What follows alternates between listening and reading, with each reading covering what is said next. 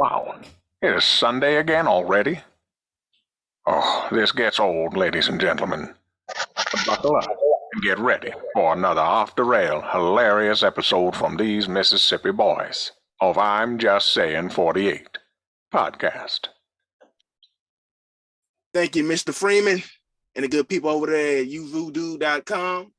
But yes, sir, ladies and gentlemen, yes, sir, ladies and gentlemen. If you're new to this platform, welcome. If you're not, you already know what you're in store for. You know the voice, you know the name, and you definitely know the game, but we should say that for last. This is when I bring in my players. Man, what's understood? Don't have to be explained, man. It's your boy, Papa Chulo 1, King 1, Don 1, Whiskey 1, man. Just trying to have a good Sunday, man. Think before you speak. Yo, man, it's the man Jay Marley and his bitch, man. Hey, another good Sunday, man. Another good day for sports, man. And ready to just get on here and be a menace, bro. Let's get to it. Already, well, if you know the voice, then you know it's only the one and only. It's Juice Shakur. I also go by to the ladies, Love Doctor, better known as Doc Love. And you know, we got another legendary one. It's finna go down. It's finna, do what it do. But I can't do this thing unless I bring in one more player. So without further ado, player, let them know who you be. Thank you, Juice. This gets old, but it is what it is. If you hear the voice, you know I'm none other than Mr. Al Roca. Wow. Mr. Neha Peach. I don't know about that.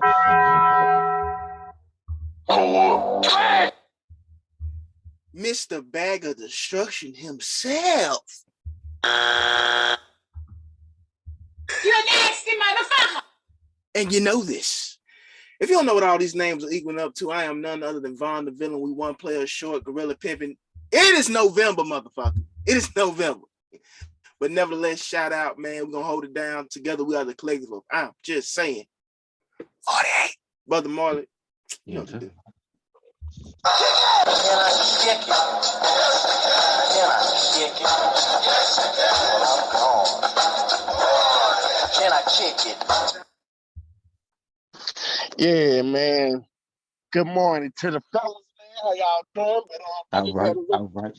All right. You know. I just had a good old question for y'all, man. Takeoff passed away. Shit, like last week, I was just trying to get y'all like mindset upon the culture, upon this music game. I totally get we constantly talk about this, I think, like every couple of months, but once again, Yeah, I'm not even finna say every couple months, every month. Like they life.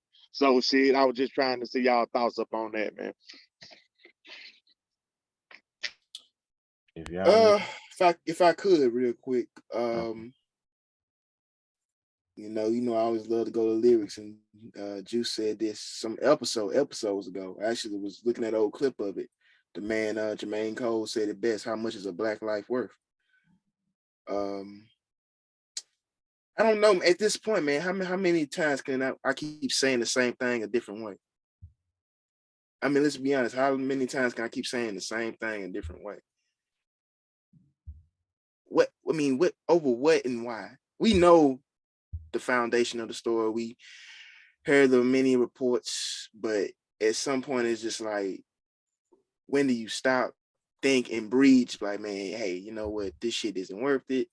Let's not let it get this far. Let's just go home and go our separate ways. We just leave the same way we came. It's just like, why? I'm not gonna say other races don't, perpetrate murder, thievery, and other heinous acts, but it's like, why amongst ourselves we can't never just do that? Stop, think, and be like, you know what?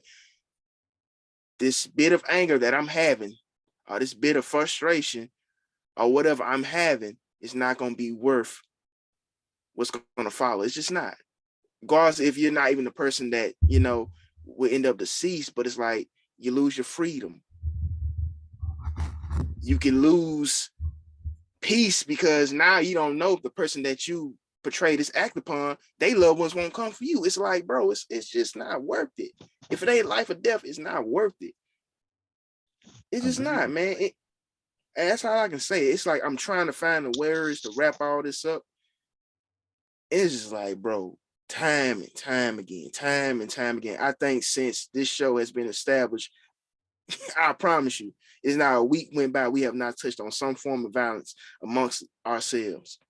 I could be wrong. But I feel like ever since this show was created, when it started out with me and Juice and the rest of guys, Jay Marley, Juan, Fat, I feel like we keep talking about the same shit day after day, week after week, and it just gets old, man. Absolutely, man. You're absolutely right. Shit. I yeah, bro. I get tired of always having to like constantly try to say the same shit. Like I always just hate the fact like how I like a video just go like all over the internet about like him just all on the floor with his blood just right there and shit. Like, bro, his parents haven't heard anything yet. Like I hate this whole culture to where like people want to hurry up and put this crap out here to everybody without having his actual loved ones to like know he passed away yet and crap like that. So like I just hate all of that. The people like it's always going to be like the same shit, bro. Like it's always going to be a person passed away, people gonna talk they shit. People gonna post up, all of the videos about him, all of his music about him for about a week or so, some shit like that. Then people is just gonna go ahead and move on, and until it's just like another accident. It's the same cycle. It don't never change, and I just hope we as people can like try to like hold each other accountable, bro, and stop having all this hate up in our heart. Stop always trying to pull out a damn gun just for having a miscommunication, just for having just like a problem or anything. It's okay to be a grown man and talk about this shit. You don't have to automatically have to start trying to pull out guns, bro. Like point blank. Like when are we going to um like quit trying to quickly rush to like all of the violence and just talk about the fucking problem, talk about the situation, communicate what the fucking problem is, and move the fuck on. You have a kid, you got a wife and your life and shit. I got all of my life and all this shit. I'm trying to go home to my life, and I want you to go back home to your life. But now it's going to be a person who is going to lose his life for killing, and it's a person who obviously passed away. So yeah, absolutely, bro. I just hate that it's the same fucking cycle. It don't never change. But yeah, man. That's Um. just, Oh, go ahead, Marv. I mean, all I would have to say, I would respond to the you asking, pleading for people to stop posting the videos. I'd be like, that's what happened when social media empowers people, to be the news. They think they the news now. So, because like you said, a respectable news platform would wait till the parents and everybody is informed before, or not even show that, because it don't add to the story. I mean, it don't increase the story or anything. So you asking for respectable news practices from people who, just like you said, trying to get that moment of fame and get, oh, everybody gonna come to my platform because I'm the first one with the video. Trying to be first. right. Not trying to be right, trying to be first. But I mean, we all say all the sad stuff that's gonna happen. So I mean, like I said I'm gonna be a menace today. So I guess I'm just waiting on from the story what it said. Fucking Quavo. It was really a spat between Quavo and somebody, not really had anything to do with him. And shit, we already got one quote from J. Cole today, so I guess the other one be, pride is the devil, man. Letting your pride get in the way, get somebody else hurt over something. I'm pretty sure he don't give a damn about that dice game right now, and losing his nephew and shit. And I guess I'm just waiting on his Ti version of Dead and Gone. Hope it be fire. Uh, I listen to everybody, and everybody pretty much reading the same sentiment we had to having to report on this. One key cornerstone thing. I mean, I feel like everybody we speaking on it, but I'm gonna take a direct approach. Um, I think it's time to just let it be known, bro. When you reach a certain level of success or any level of success, you kind of got to become picky on who you decide to give your free time to. Like it's just that simple. You can't be around here doing the same shit that you was doing when you was an average everyday Joe. If you want to gamble so bad, bro, or you want friends of certain status or stature, man, I mean, know what you're getting yourself into and know that it comes with a price. And this, I can go as far as back as when Tupac first got his first 5 shots. Him choosing to hang out with the crowd he was hanging out with. If being real means being around people that can put your life in jeopardy or that can backdoor you and have you in a fucked up predicament, don't put yourself in the middle of that. It's not worth it. If you really want to gamble, go to the casino. I mean, come on now, bro. Like, I know this might sound, this ain't the real nigga way or whatever. I don't care about the real nigga way. I care about being real, being real for myself and my family, being alive. That's what's real. Right. Being able to get older and pass this wisdom I got down to somebody younger than me, and to guide them through their youthful years. I mean, Ain't about having kids again, bro. well, not right now. But anyway, I mean, it's just one of those things where it's like, when I saw y'all in the chat talking about it, I hadn't even got up yet to really just, see it. And then once I saw it, it kind of goes into what y'all was saying, the actual graphic image of it is horrible. It's just like, bro, why? Now for the rest of the families, memories, they're gonna have to relive this moment to where I'm pretty sure they're not gonna free and willingly look it up, but I mean, it could just flash over a video on IG or something like that. Nobody wants to see their loved one laid out like that. Shit, I've been stopped watching those videos, man, because there's no point of it. All that you're doing is self traumatizing yourself and all that. There's no point of watching them. I've said like Absolutely. I said this, but hey, man, we in a capitalist society, man. Everything, if it can help me get $1, they do it. So can't expect more, no less. Nah, I just, like I said, if you want to play the smart game, man, just surround yourself around people that, carry the same mentality as you. And I hate to say it, but I'm gonna, be real. Shit, at the end of the day, if they not a day one that you can trust, I don't see no purpose of them being around you, personally. Right.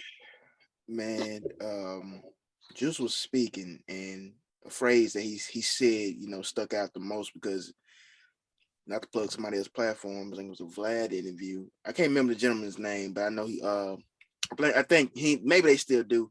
It's part of the East Sides with Snoop. Trey D. Trey D is thank you. I believe Trey D was saying one of the worst phrases things that hit the black community was keeping it real. Absolutely. I seen it. Keeping it real. When you reach a certain level of status, a certain tax bracket, and if you've been following Migos' career for a long time, like on, there's been photos on Instagram, social media, whatever, they're pretty candid on having dice games at some of the most oddest of places. I mean, one year when Gucci Mane just maybe had got released off house arrest, they were shooting dice at the BT Hip Hop Awards.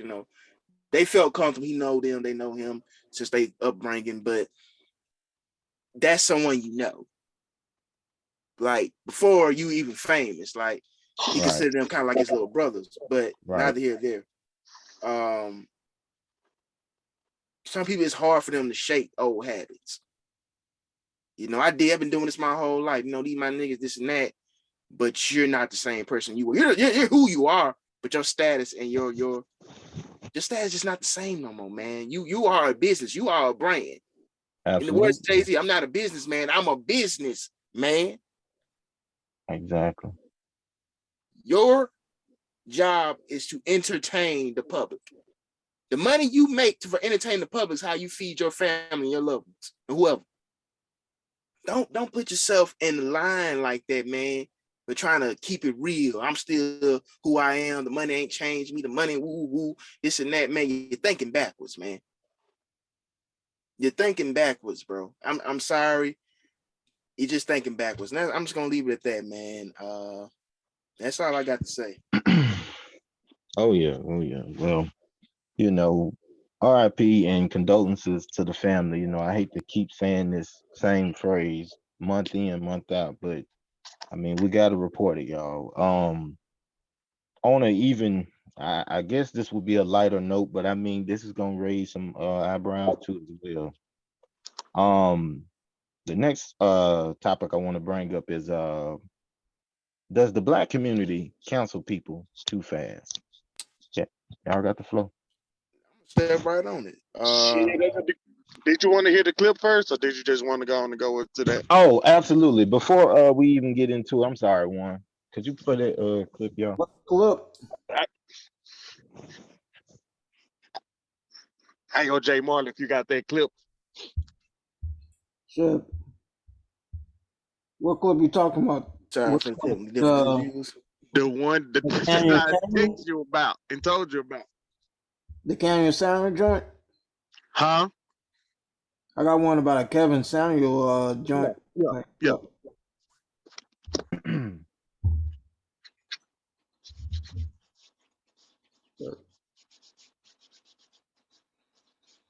Not agree with Kevin Samuels. I still respected him as a black man. And I thought it was very disingenuous to see so many women and men mock his death, make fun of him in his death.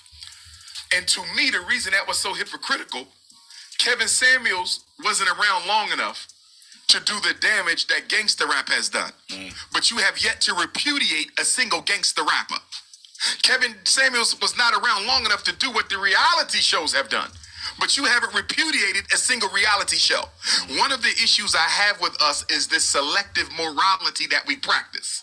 If you do something wrong, I'm going to condemn you and I'm going to judge you like God himself. But if you do it, I'm going to pardon it because I like who you are and what you're doing. Selective morality is hypocrisy, and there's too much of it in the black community. Yeah, I agree. Because even though I did not agree with I absolutely, hold on. Let me say this, Vine. Sorry to interrupt you. No, go ahead. Absolutely. With this question being, you know, does the black community cancel people too fast? I just wanted to add, what are y'all thoughts on not only that clip and the question, but personal experiences that you may feel like you've went through where you've clearly seen it, you know, happen to you? The word cancel culture it may be in the dictionary now. The phrase may actually be in the dictionary by now. I believe so.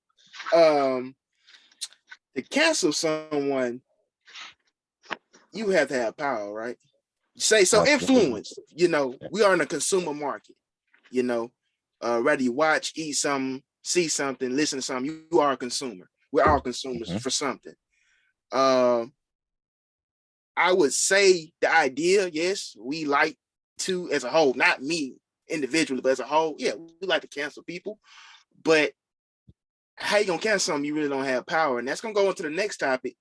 I mean, they cancel R. Kelly, right? And I know he doesn't own the right to his own music, but black people still play his music, right?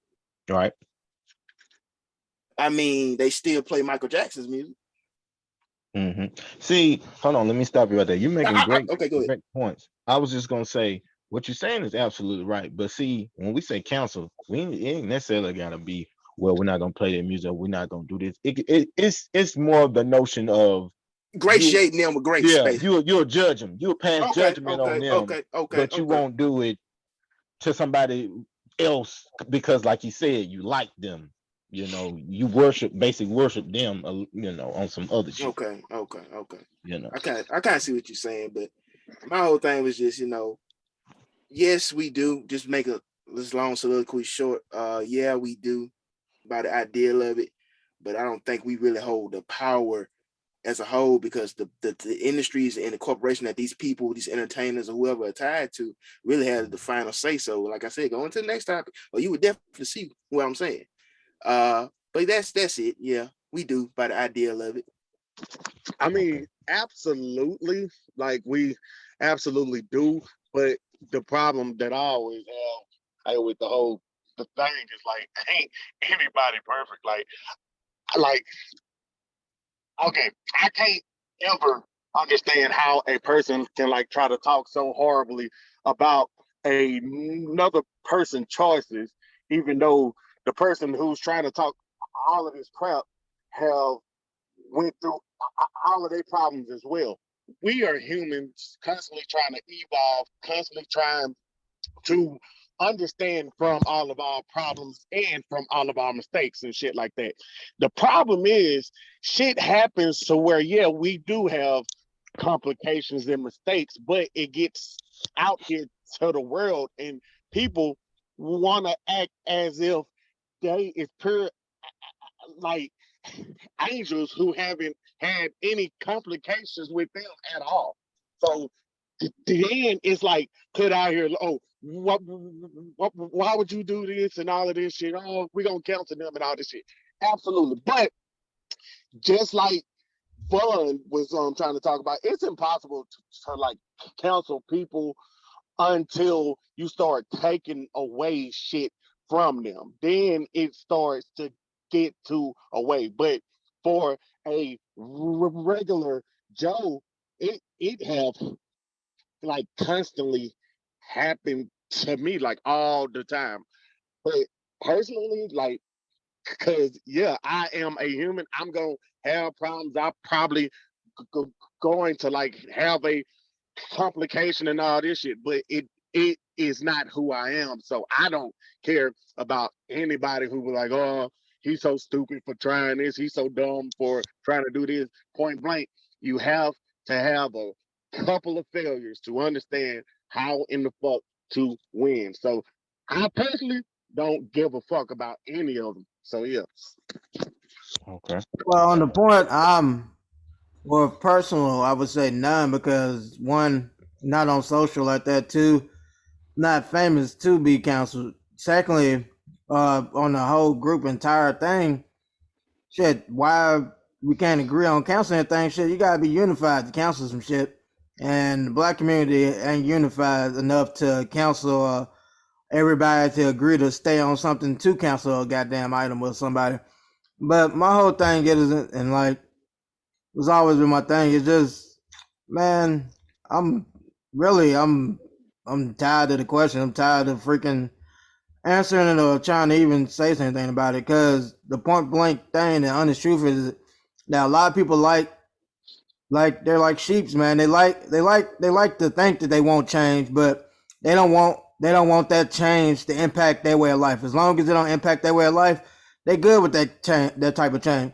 But once you say that change or something or whatever they have to do they have to do something or it affects something that they like to do or they gotta be the first one to do it, then no, you ain't. They're gonna be off of that. And I think that goes to say what the clip was saying, what he was saying in that yeah, we'll cancel this because everybody is currently this is at the top of the headline right now. This is the top of the timeline.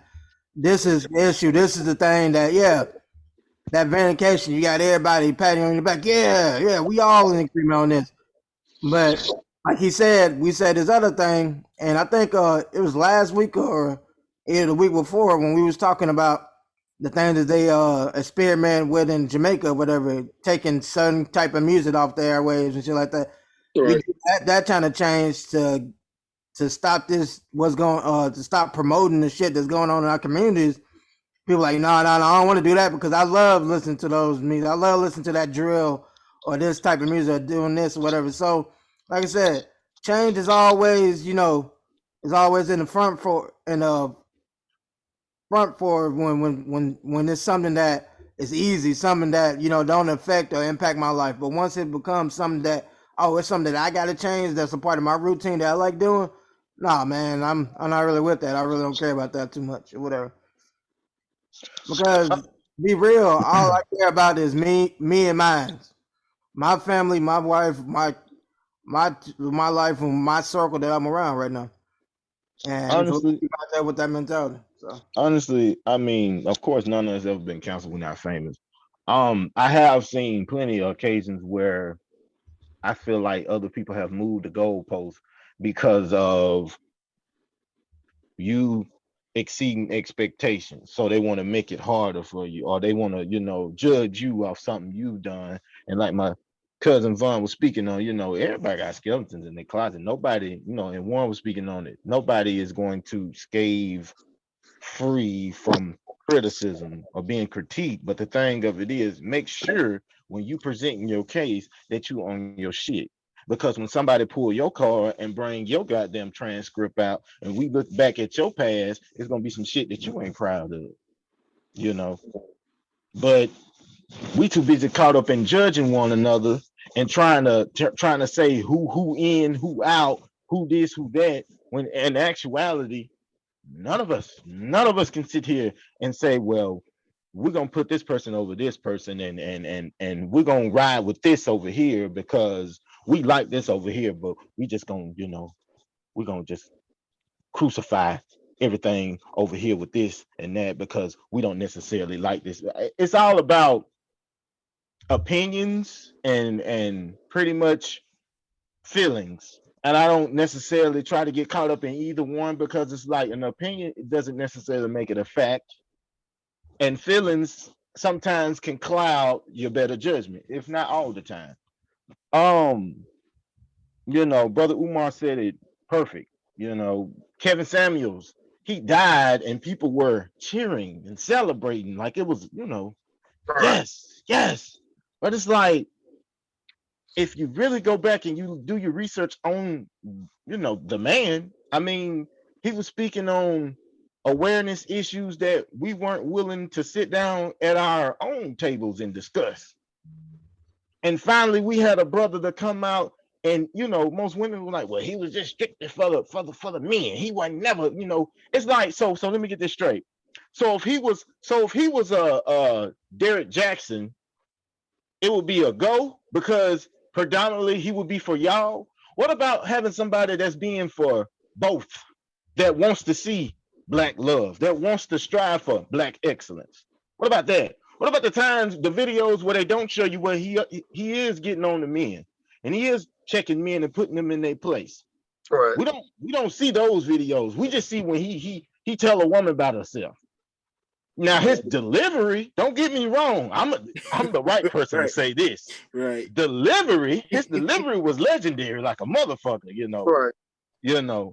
Because I get told my delivery is who shall. But Right.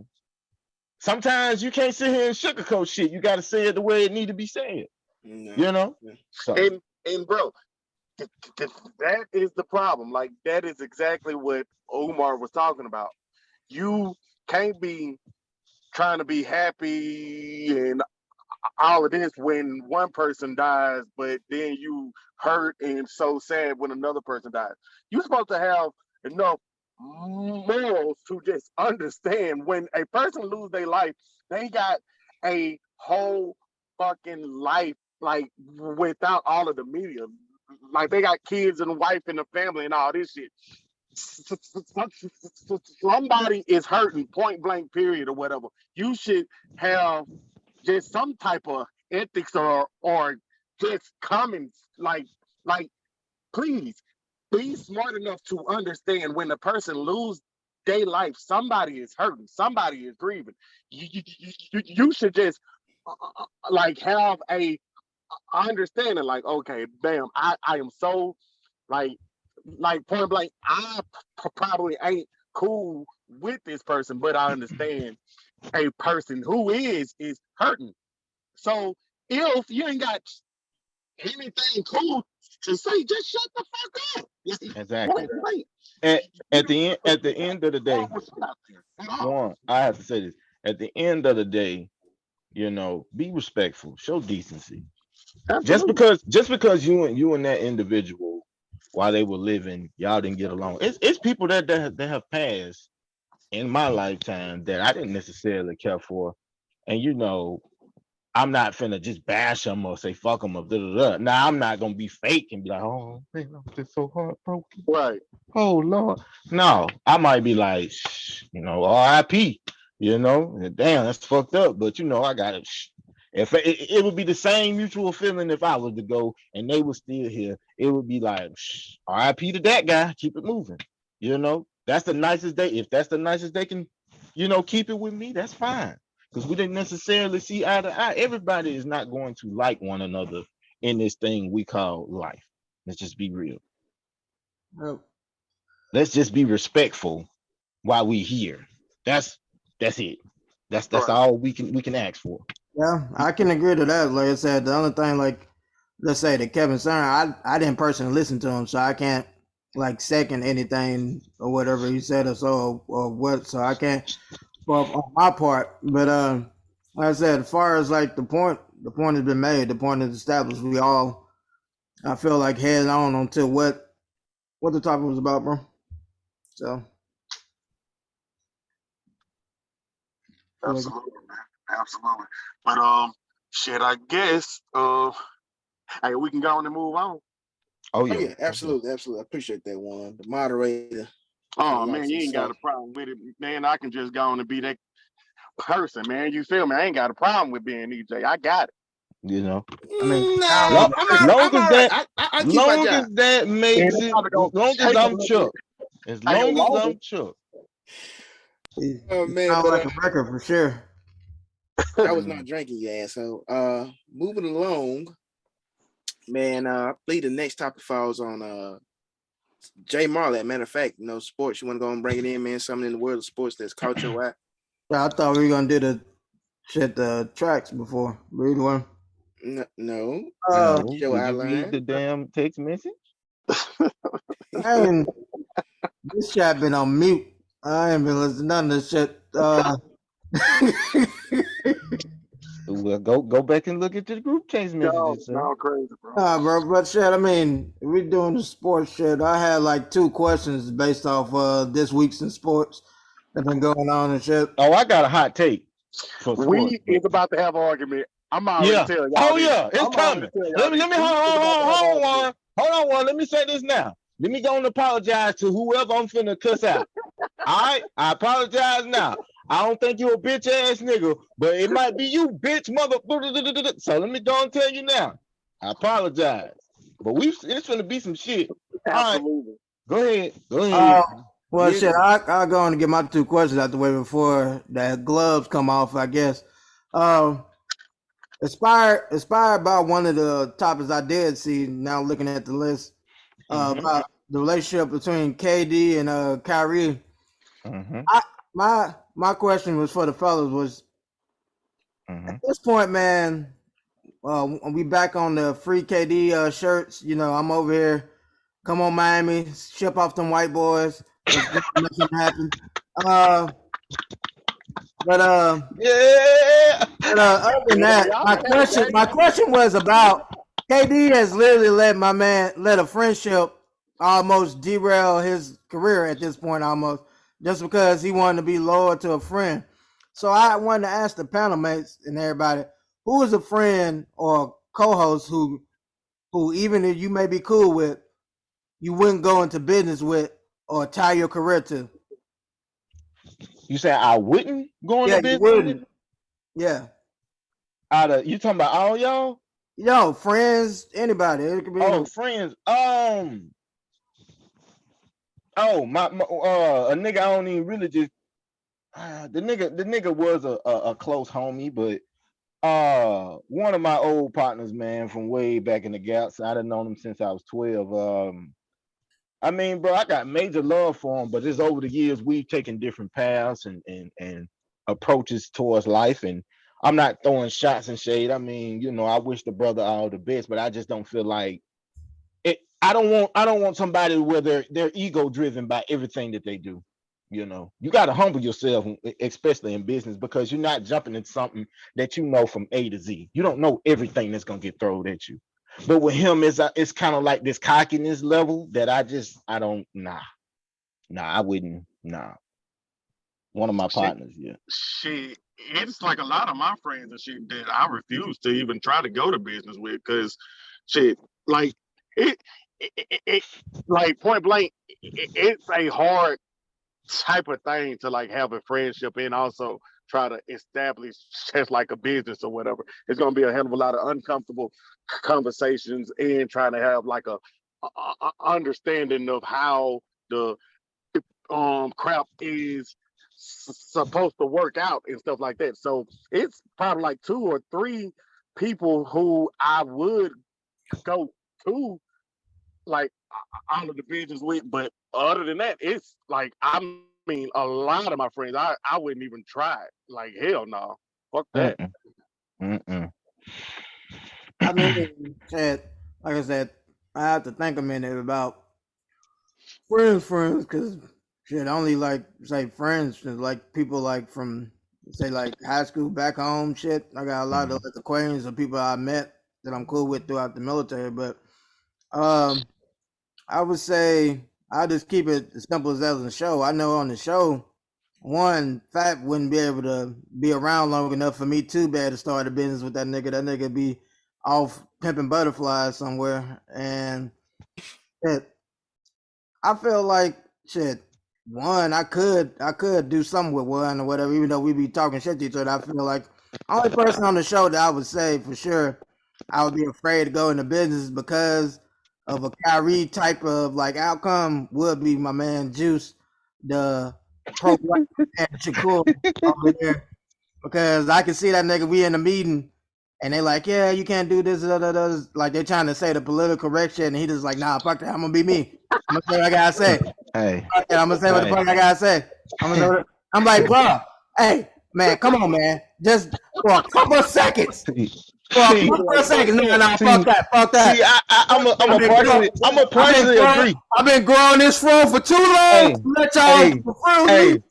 I'm a partially agree, and I'm a slightly disagree. I'm a partially agree because it just depends on what are they telling me to compromise. Now, if it's something just outlandish, like fuck no, I'm not doing it. You know, it's just if it just no, I'm not doing it. If it's just something I just don't agree with, no. But if it's something that you know it may shock you. I mean, you gotta think about it. We're on a podcast together. This is something that came from a vision of mine, and I just knew my cousin was perfect for it. And then every fucking guest I ended up bringing on ended up being a permanent stay. So, so we technically do business now. Yeah, We that's don't why I couldn't always, think of none of us. that's what I'm saying. Like, we don't always get along. I mean, people know I that just by mean, listening to our hold on show. now.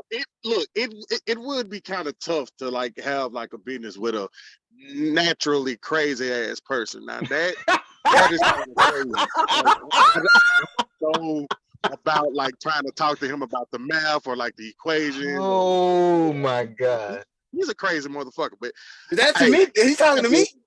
Yeah, I think he referring to you, Vaughn. I think.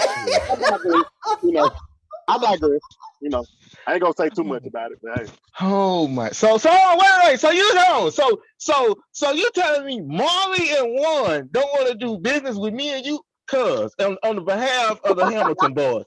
Fuck Yeah, both of y'all. yeah, Yeah. yes, I'm just saying, basically. man. Yes. You're so dumb. You are really dumb. For real. Bro.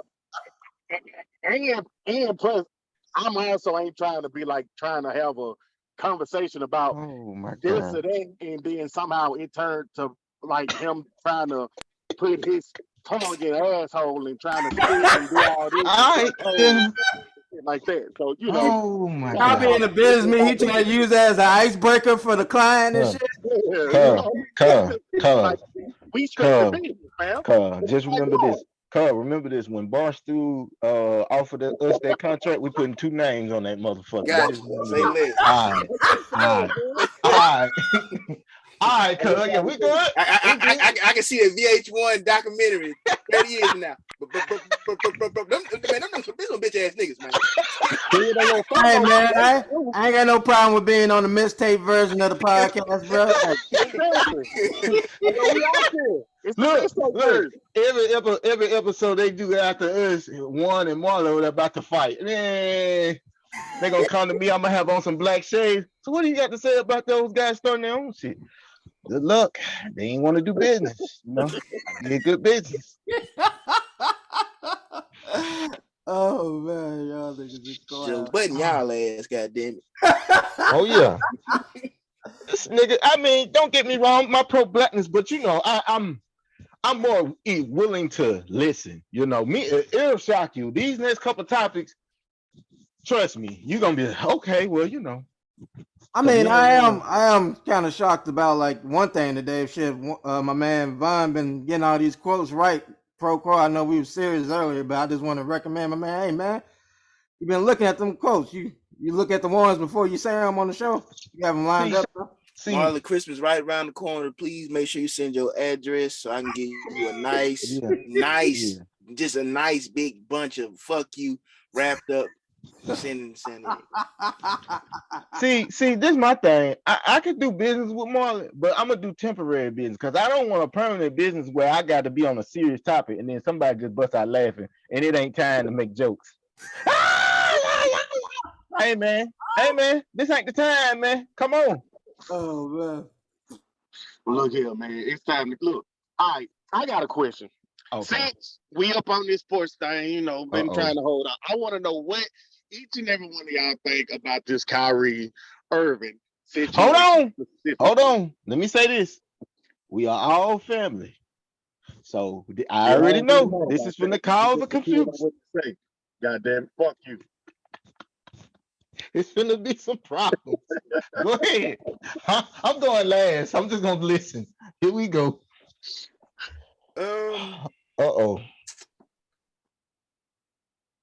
Man, so many ways I could go now, and I'm just gathering my thoughts. I'm just trying to figure out what he did wrong, man. I mean, ding. Shit. This just okay. If I'm not mistaken, the platform, I've seen the documentary. I haven't seen the documentary. I've seen the promotional photo he shared, and this is on Amazon, right? Correct. Absolutely. Amazon. Biggest why platform is nobody going today? to Jeff Bezos, or why the Jewish community, if they do? Thank you. Most people, like we got Netflix accounts, Hulu accounts. Why aren't people threatening to cancel their goddamn Amazon Prime accounts? They damn sure need to do it to cancel that goddamn NFL contract. I'm sorry, as games they've been displaying every Thursday. So why on God's green earth are people going there, Kyrie, just for sharing a promotional image? He didn't make the documentary. For all we know, he didn't give any funds to, make the documentary. So, I mean, shit, Amazon is literally renting or buy. This is not a free documentary. You either have to rent or buy it, from my understanding. So Amazon, as we speak, is still making money off this so-called offensive and slated documentary. Like, I mean, what the hell? Like, he may still be making content. I don't know the gentleman's name, but he's a black man, and he made a documentary, and suppose a lot of African Americans were against it. It was on Amazon. Amazon had it took down. Jewish community. I feel like you're directing your anger in the wrong area. That's it. If I ain't never been proud of you, cuz, boy, I'm proud of you right now for what you just said. Thank you. Thank you. What the fuck? I'm gonna tell you what my problem is here. You a Nets fan, but go ahead. Look, man. All right, point blank.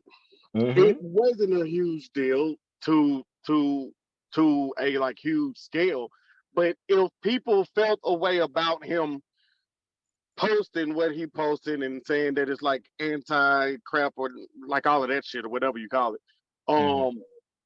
then why not just go apologize right there? Because point blank, you as a grown man, you ain't trying to like hurt anybody. You ain't trying to just like try to put any hateful things out there. So if anybody felt any way about it, you could have easily just went on and killed that whole situation. Like, Can I apologize can about I that. can I I ask you mean, something?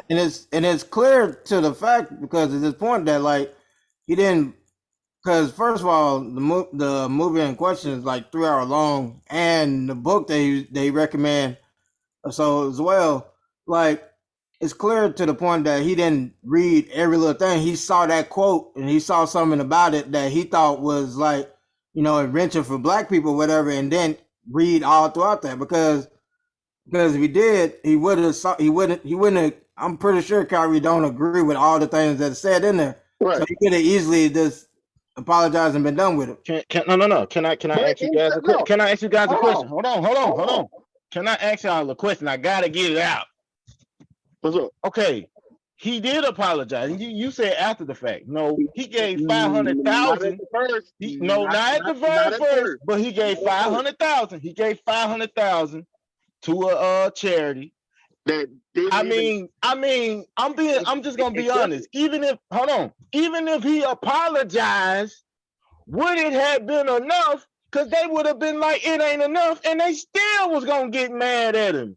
I personally think right then and there, bro, if he would have just went on and ended that whole thing, I really didn't just have a good understanding about it. I'm going to talk to some people and I'm going to get a better understanding about it. I apologize and I'm going to go ahead and donate. That would have been totally different than him at the beginning just trying to shut that shit down like I stand for what I stand for type of thing. Talking about y'all understand what no, like you can't post up some stuff that have a problem towards people, then want to just go on and double down. And then once shit start cutting off and once cash want to be lost, then you want to be unapologetic.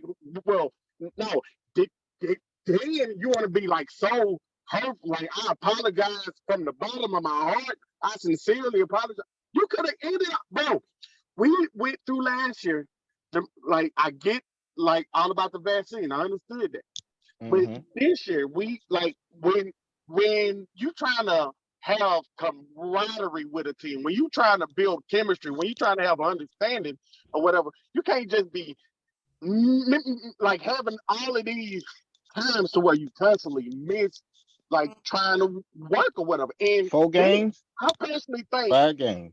5 games was not like it wasn't. Yeah, that's the minimum. That. It wasn't. I mean, I get that. I get that, and it's and you see how you revert back to that's what it's all about, basketball. No. Listen to what I'm about to say, because you making sense. You absolutely right. He should have apologized from the get-go and let it be done. My personal opinion, let me throw that out there for I say what I'm finna say. My personal opinion was it didn't matter. They already was pissed off at him for the last year stunt.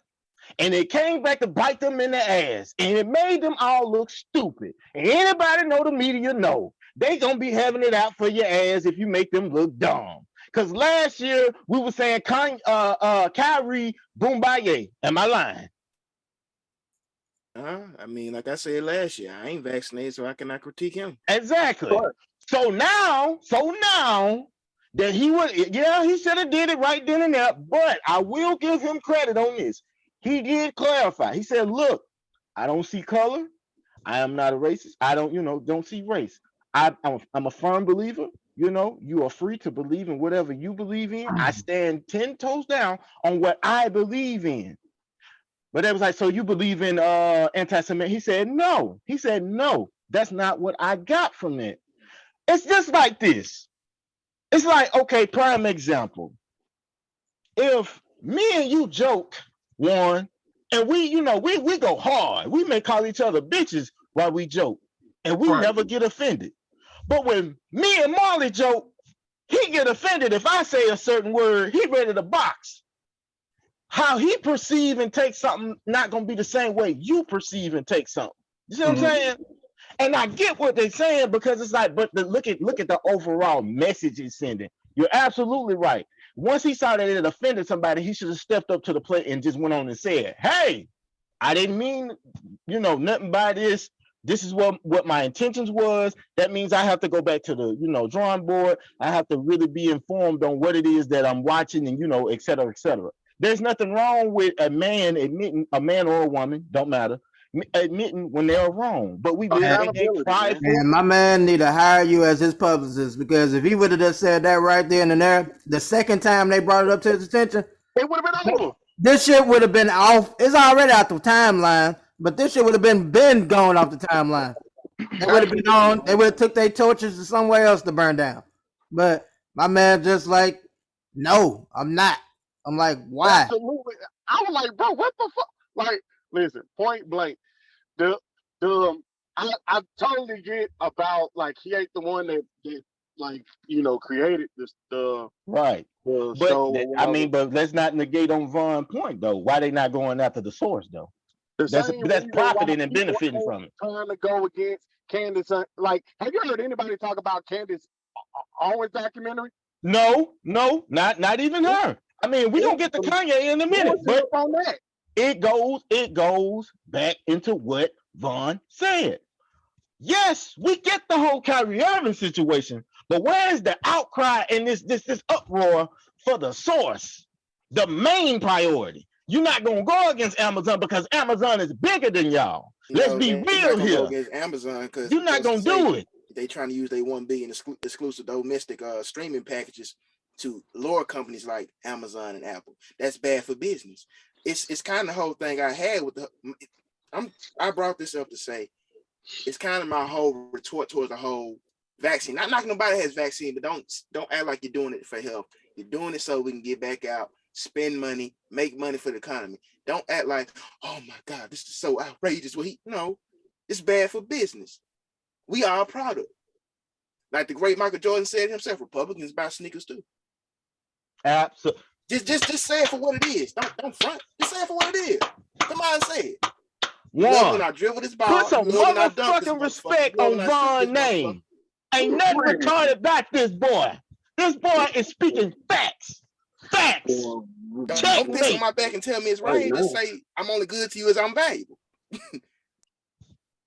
Just say it. A league that's predominantly all black, best players throughout the history of the game have been black. But as soon as I say something I may agree with, you better shut your ass up, boy. You fucking up my money, boy. Ladies and gentlemen, if I ain't never said this on here, which I know I have, I'm gonna say it now. I love my motherfucking cousin, bro. Cause everything he fucking saying is 100% facts. Facts. You're not gonna mess up the bag, but since he just, that's Kyrie Irving. Let's jump on him. And what you saying is absolutely fucking correct. Kanye took all them motherfucking head shots because Candace Owens ain't took one blow. He the big fish in the pond, not her. She's a little pond. Come on now. I mean, it was leaked, and don't get me wrong, we've heard through the history. Again, this is all what action reaction. I don't care if this motherfucker is up in hockey league, the soccer league, or whatever. You know what you signed up for. You know who the owners is. You know what the damn shit is a part of. I don't like that. Really don't give a fuck to me because I didn't sign the fucking contract. He was the one that signed the fucking contract. He was the one that is a part of all this shit. So if they do take the shit up, okay, they ain't got shit to do with me because I ain't the one that signed it. But point blank, whenever you do something that has a reaction, when you don't want to be accountable, hold up for yourself and say I apologize to them people. I am not a part of the hate speech. I'm never a part of that. I did not pay attention enough. I'm going to do my research and I'm going to be a better person of it. But instead, you want to go and double down, and then once shit start hitting you the wrong way, then you want to come with this heartfelt ass apology. What's the purpose then? And I'm gonna add something to that, and I'm gonna answer your question. You know why they not attacking Candace Owens? Because Candace Owens ain't got the endorsements that Kanye got. Candace Owens don't have the influence on the American society that Kanye West got. And once again, Kyrie, just like Kanye could have easily, like, all right, point blank. I don't care too much about everything you said because Kanye also had some points in this shit. Right. But It was his analogies that threw He me said the off. death shit when he I fucked. don't care. Like, I just don't understand why bring up the George Floyd shit here. Yeah. Like, trying to The talk analogies, he could have said everything else but the analogies, and it would have been perfect. Fine. And The analogies got to go. And once again, the same shit I always say now about Kanye. We as black people, we done gave him 1,000 chances. He ding said ding ding ding ding ding he ding done ding talked ding. about the Mhm. slavery was a choice. He done Mhm. talked about he ain't black. Well, you don't see black and all this shit. Like he don't like Mhm. every time he's good, he shit on us. Every time he's balling, he shit on us. The moment something bad happened, that's when he want to go back to the black shit. Oh, I'm trying to get lynched or whatever. Bro, this motherfucker went up on us talking about he totally understand what it I don't feel like to have a person knee up on his neck. No, the fuck you don't. No, the fuck you don't. The only thing they did was took a little bit of your fucking cash. You still fucking rich. You still can do whatever the fuck you want. You didn't have no fucking knee up on your neck for what 8 minutes and some sex. Like, bro, are you fucking serious? Like, stop trying to stop trying to come to a point of us like, The, okay, the, I'm pro black whenever you is up in some complications. Every time you up in like a problem or whatever, then you, oh yeah, pro black. But every time you fucking good, you say Now, fuck us. can I say these 2 points? Now, I'd be Go ahead. remiss if it was not fair for me to bring this up. A young man that played the Miami Heat named Myers Leonard, not supposedly, was on a video game online Yep. and he made a racial slur towards Jewish people. He's no longer in the league. Kyrie Irving didn't say any of that, but if you've been listening, you know what it's all about. Right. Here's the thing. They're giving Kyrie Irving a window to, hey, apologize, fix this, and come back. Do you know why? Because Kyrie Irving is a box office name, which you're going to want to watch, which is going to generate money. Let's go back to what I just said. It's all about money. It's not about caring about feelings, this and that, because the league is a consumer-based company and they have consumers. Absolutely. Well, not even at the further that point. Like I said multiple times already today about what state we live in. Where we live is a capitalistic state. Yep. It's everything about the bottom dollar because Godfrey, the comedian, whatever, also have a podcast, and he was talking about like compared to how the Germans handled the whole Hitler thing after the World War and after his death and shit. You can't find none of his books, anything, any the buildings that his thing, they blew it up. All this stuff, they took all that shit. That you get almost even like promoting anything from him or saying like that, you get almost 2 years in jail type shit. But in the capitalist state, whatever, Amazon, I'm just looking up right now, whatever, they still getting millions upon millions of freaking takedown requests and everything, and from the Jewish community and from other people currently today. And it's saying right now that that book, because the people are ignorant and because once they see something, they like, oh, I'm gonna promote this. It's one of their best sellers now. Capitalism state, man. That's the mindset or whatever. Those things that we can do, and that's not just only with this hate speech towards Jews. All the billions upon billions of books, we taking down a few statues of the old slavery shit, but it's billions upon the books that we can eradicate from like selling, market, not even having information even available anymore. But no, we still hold it up because it's $1 and because we want to hide behind the freedom of speech. Well, that's not what that was for. And that's not what the freedom of speech was talking about or was predicated to. So, like I said, all these could be simple fixes, but like I said earlier, every change is always, everybody is for change unless it impact their life or it do something that impact their financial help to them. Exactly. Shit, the Germans hurry up and did like all of the denazification shit, like without no hesitation, no problem. They hurry up and did that. We will never do any of that at all. So it boils down to this: what's more important, your beliefs or a dollar? $1 right now, that's what it is, $1. The Almighty, the way it look like, and I And want to speak. Marley say he ain't gonna do business with me. Yeah, all right. I'm gonna have them black shades on for a reason. I'm getting Brother, paid. come on, man. I hope you know. I was being. I'm over Oh here. no no no no! I'm fucking see. Lord, let me stop. Oh, Nah, and I'm glad that statement just made, man. We're gonna talk about this gentleman. Like I said, I already got a job for you, dude. You're gonna be my publicist for sure, cause your ass you come up with that speech real quick. hey, the delegation does not. Oh, go ahead.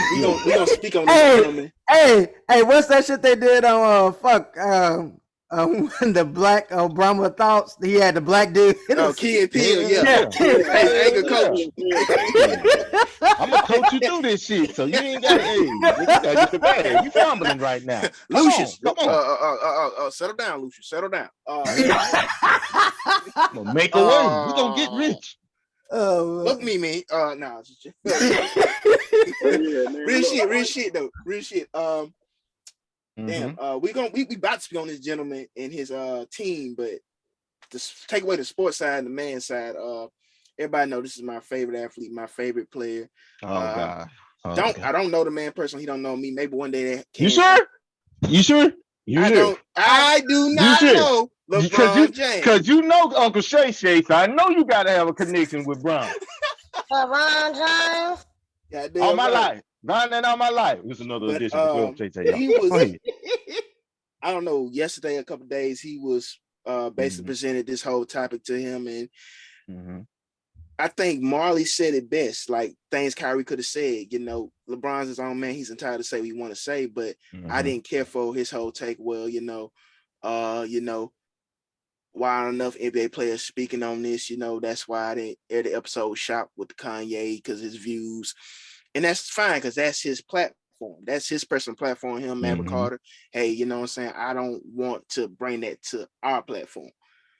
But he could have went so many ways that topic. He could have just sat there and been like, hey, no comment, or hey, I don't agree with Kyrie's take, but I do agree with his right to express how he felt. Now, the way he felt may have unintentionally hurt some people. I don't believe that was his plans, because they're not buddy, but you have played with this young man for 3 years. So over time, I'm pretty sure y'all have had close-knit conversations of, hey, this is his personality. I understand my personality. I ain't saying you got to throw yourself on the blade. I'm gonna be real, Von, not to cut you off. He didn't have to throw him under the bus. It absolutely. All he had to say was, hey, I don't agree with his approach, but I will respect him for being able to acknowledge his wrongs. Yeah, I know it's not in the timely manner that Warren and Marley and other people would like it had to be, but I at least acknowledge. See, let me tell you something. What matters? A person expressing their sorrow for a person, or a person just never saying it at all? Sure, I would say not saying at all, but the thing with the Kyrie's thing, even his latest one, the apology, the thing is, it's not, I've seen him like in, whether it's the third or fourth attempt they try to get him to say it, he said it every time, like you said correctly, yeah. But what he do is one of the things that I see, like a lot of freaking people, like when they arguing with a spouse or someone doing a relationship, they start off with the apology and then they start to say, but if they put the but behind it, but that's when you know it's going from this. It's not like, no, we don't need you to explain why you did. We just need the first part. I'm sorry. We don't need the explanation of why. If you can relate to me, understand what I'm saying. No, they just want the first part. That's the thing. But the LeBron thing, this is news to me, because this can be instant of me just reading the headline. I didn't see him. Oh yeah. At Kyrie, I just saw the headline of him saying that he is no place for what he said, like that part. Right. But I didn't see him like throw him like anything egregious about Kyrie or whatever, so under the bus or so.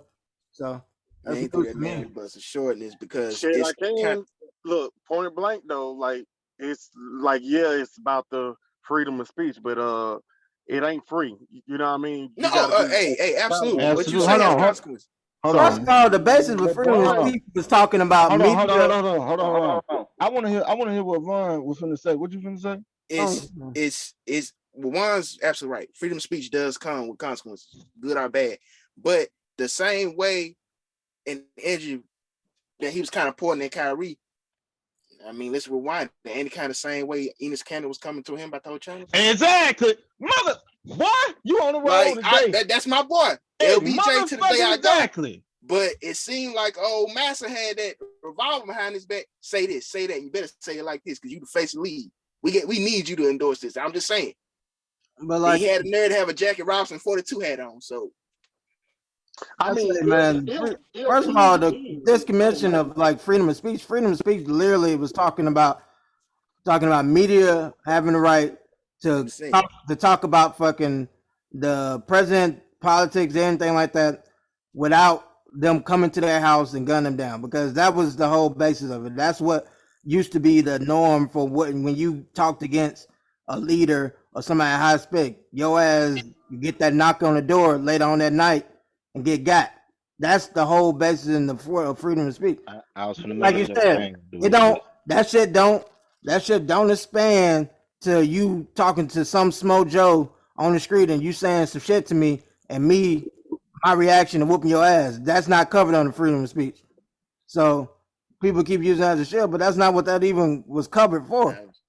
It's crazy. There's consequences to everything you say. Look, I think it goes down with Brian point blank. This man got his own shit. He is his own brand or whatever. I think, like, all right, me and you, Vaughn, we cool. It ain't just like we like the best of friends. You know, I ain't calling you every day trying to see how you doing or whatever too much. But all right, if you got your own company, your own brand, I got my own brand. Yeah, we straight with each other. But if I come under problems because of some shit I say, is it your obligation to like help me out because it could possibly hurt? I wasn't trying to cut you out. Could you speak up just a little bit? You were fading out. I apologize. Can you say that again? Now, if I have a brand, if you have a brand, if I get caught up in some problems, some trouble, whatever, is it your obligation to like help me out because of the problems I have or whatever, or are you supposed to be caring about your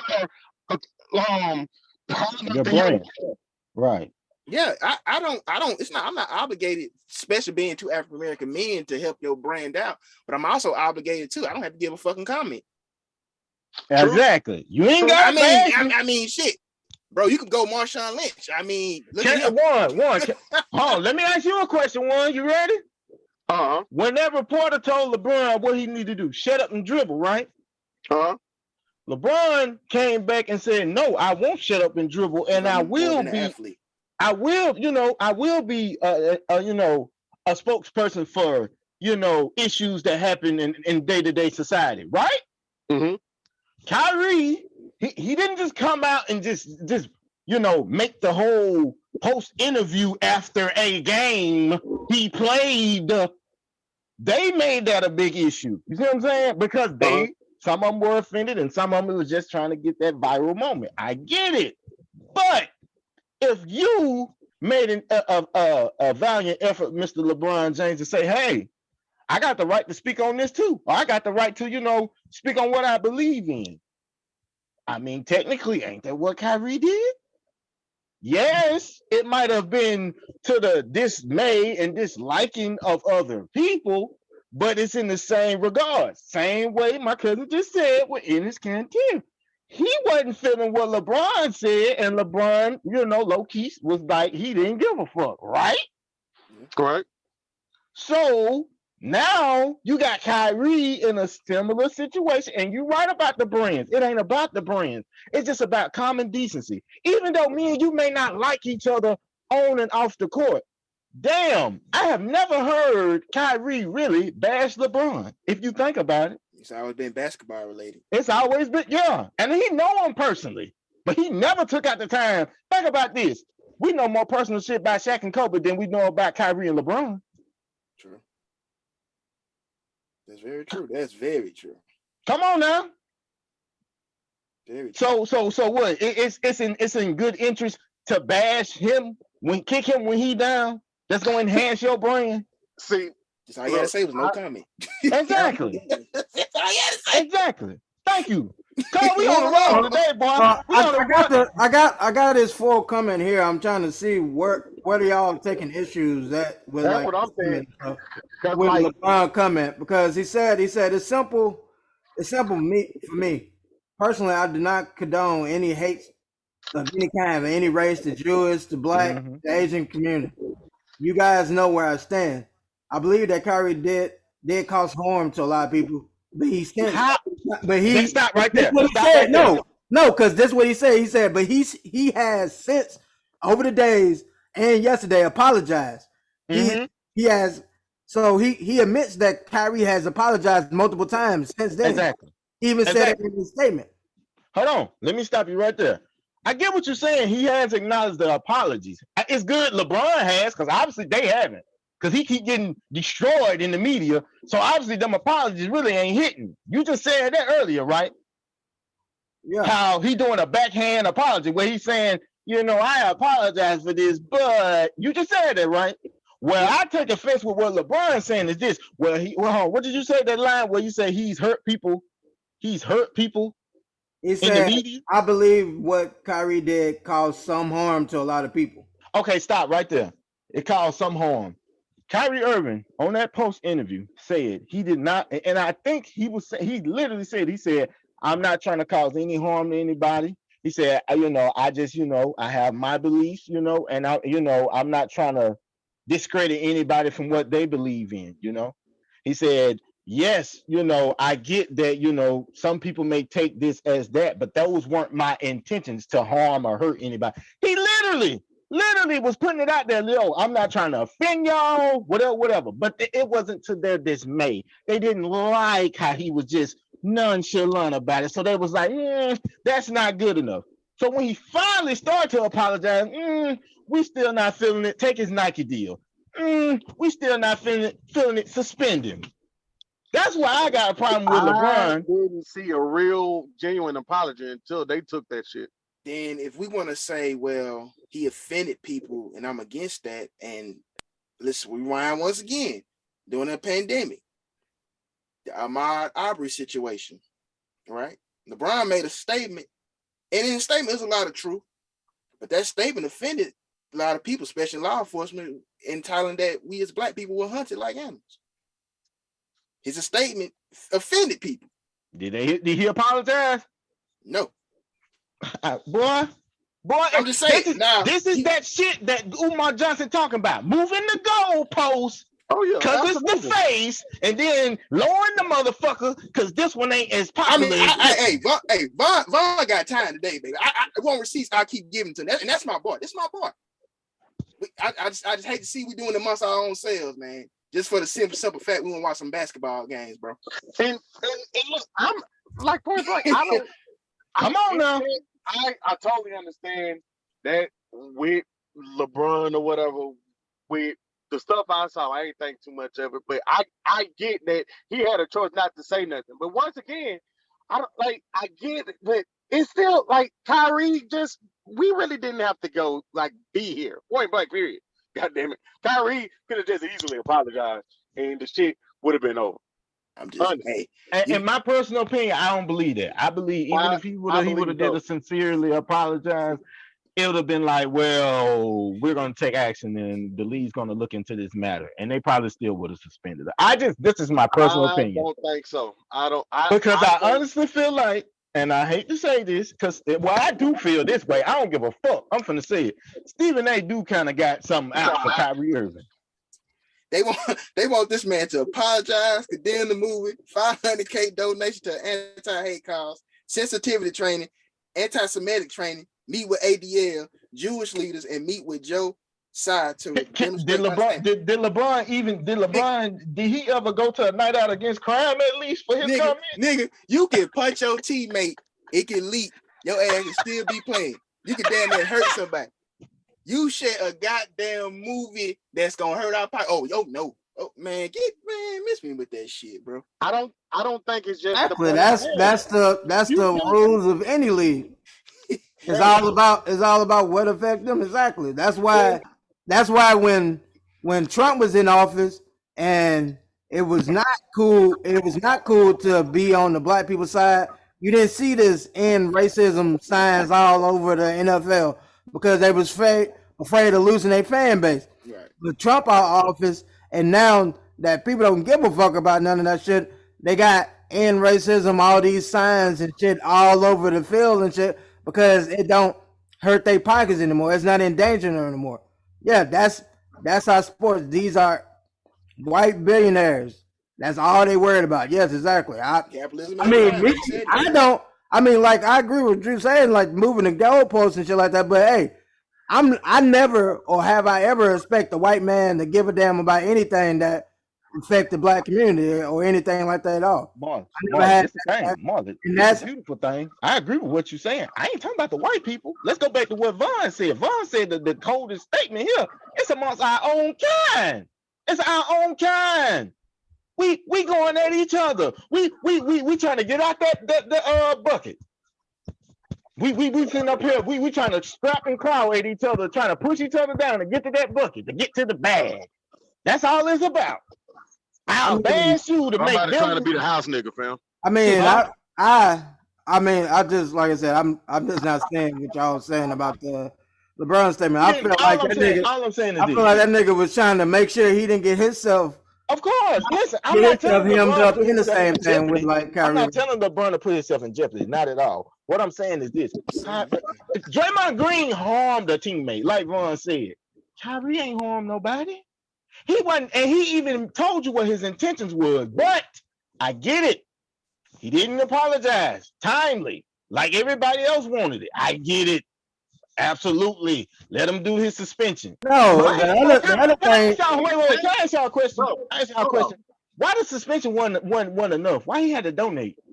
Hey, the he donation was asked, first. It was the donation at Right. first. And So that wasn't enough. 500,000 wasn't enough. So you gotta hold on, suspend him too. bro. He did that at first, but they would not Mm. accept his cash donation because of what he was still saying. He was still trying to say I of all the stuff he was saying, and then the people would not accept his donation at all. And then after that, he's still saying everything, nigga. He's still trying to double down and everything. And the only thing people were just asking for him to just apologize, get a better understanding why it hurt people and everything like that. And then just go and do your donation and everything and move the hell on. But instead, you want to, like I say, I get what y'all saying, but if he's constantly doubling down on himself and doubling down Mm-hmm. on what the fuck he believe and what he like, what other option do they have? You talking about $1 billion industry that gotta I protect their get you. fucking bottom line. I think I mentioned this to you before. That's just like the owner of the Phoenix Suns.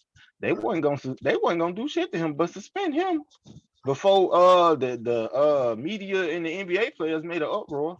yeah, I guess being called a nigga is not as worthy as the whole juice situation, huh? Because once again, I always go back Get to together. us. It's about what we organize, what we plot. When a person have a problem, who the fuck is going to stand up and say this You is a right. problem? You right, We Warren. go, You we right. ain't You gonna are allow. right. But wait a second. Hold on. Can I Okay, please get through? go ahead. Whenever it's a problem with us, where is the people that got their organization saying that we refuse to spend this much money or I'm gonna cancel this and that with y'all? When if it's a problem with the Jew, whatever they organized, they took people money away. So like I get the whole problem, but if it's a person saying all of these black motherfucking people and like the niggas and the monkeys or whatever, then it's on us to hold their ass accountable. We can't be trying to expect the same white people who probably have the way about themselves to do any damn thing. It's on us to hold their ass accountable and get Okay, ass in line. I absolutely agree. But let's go back into the politically correct way.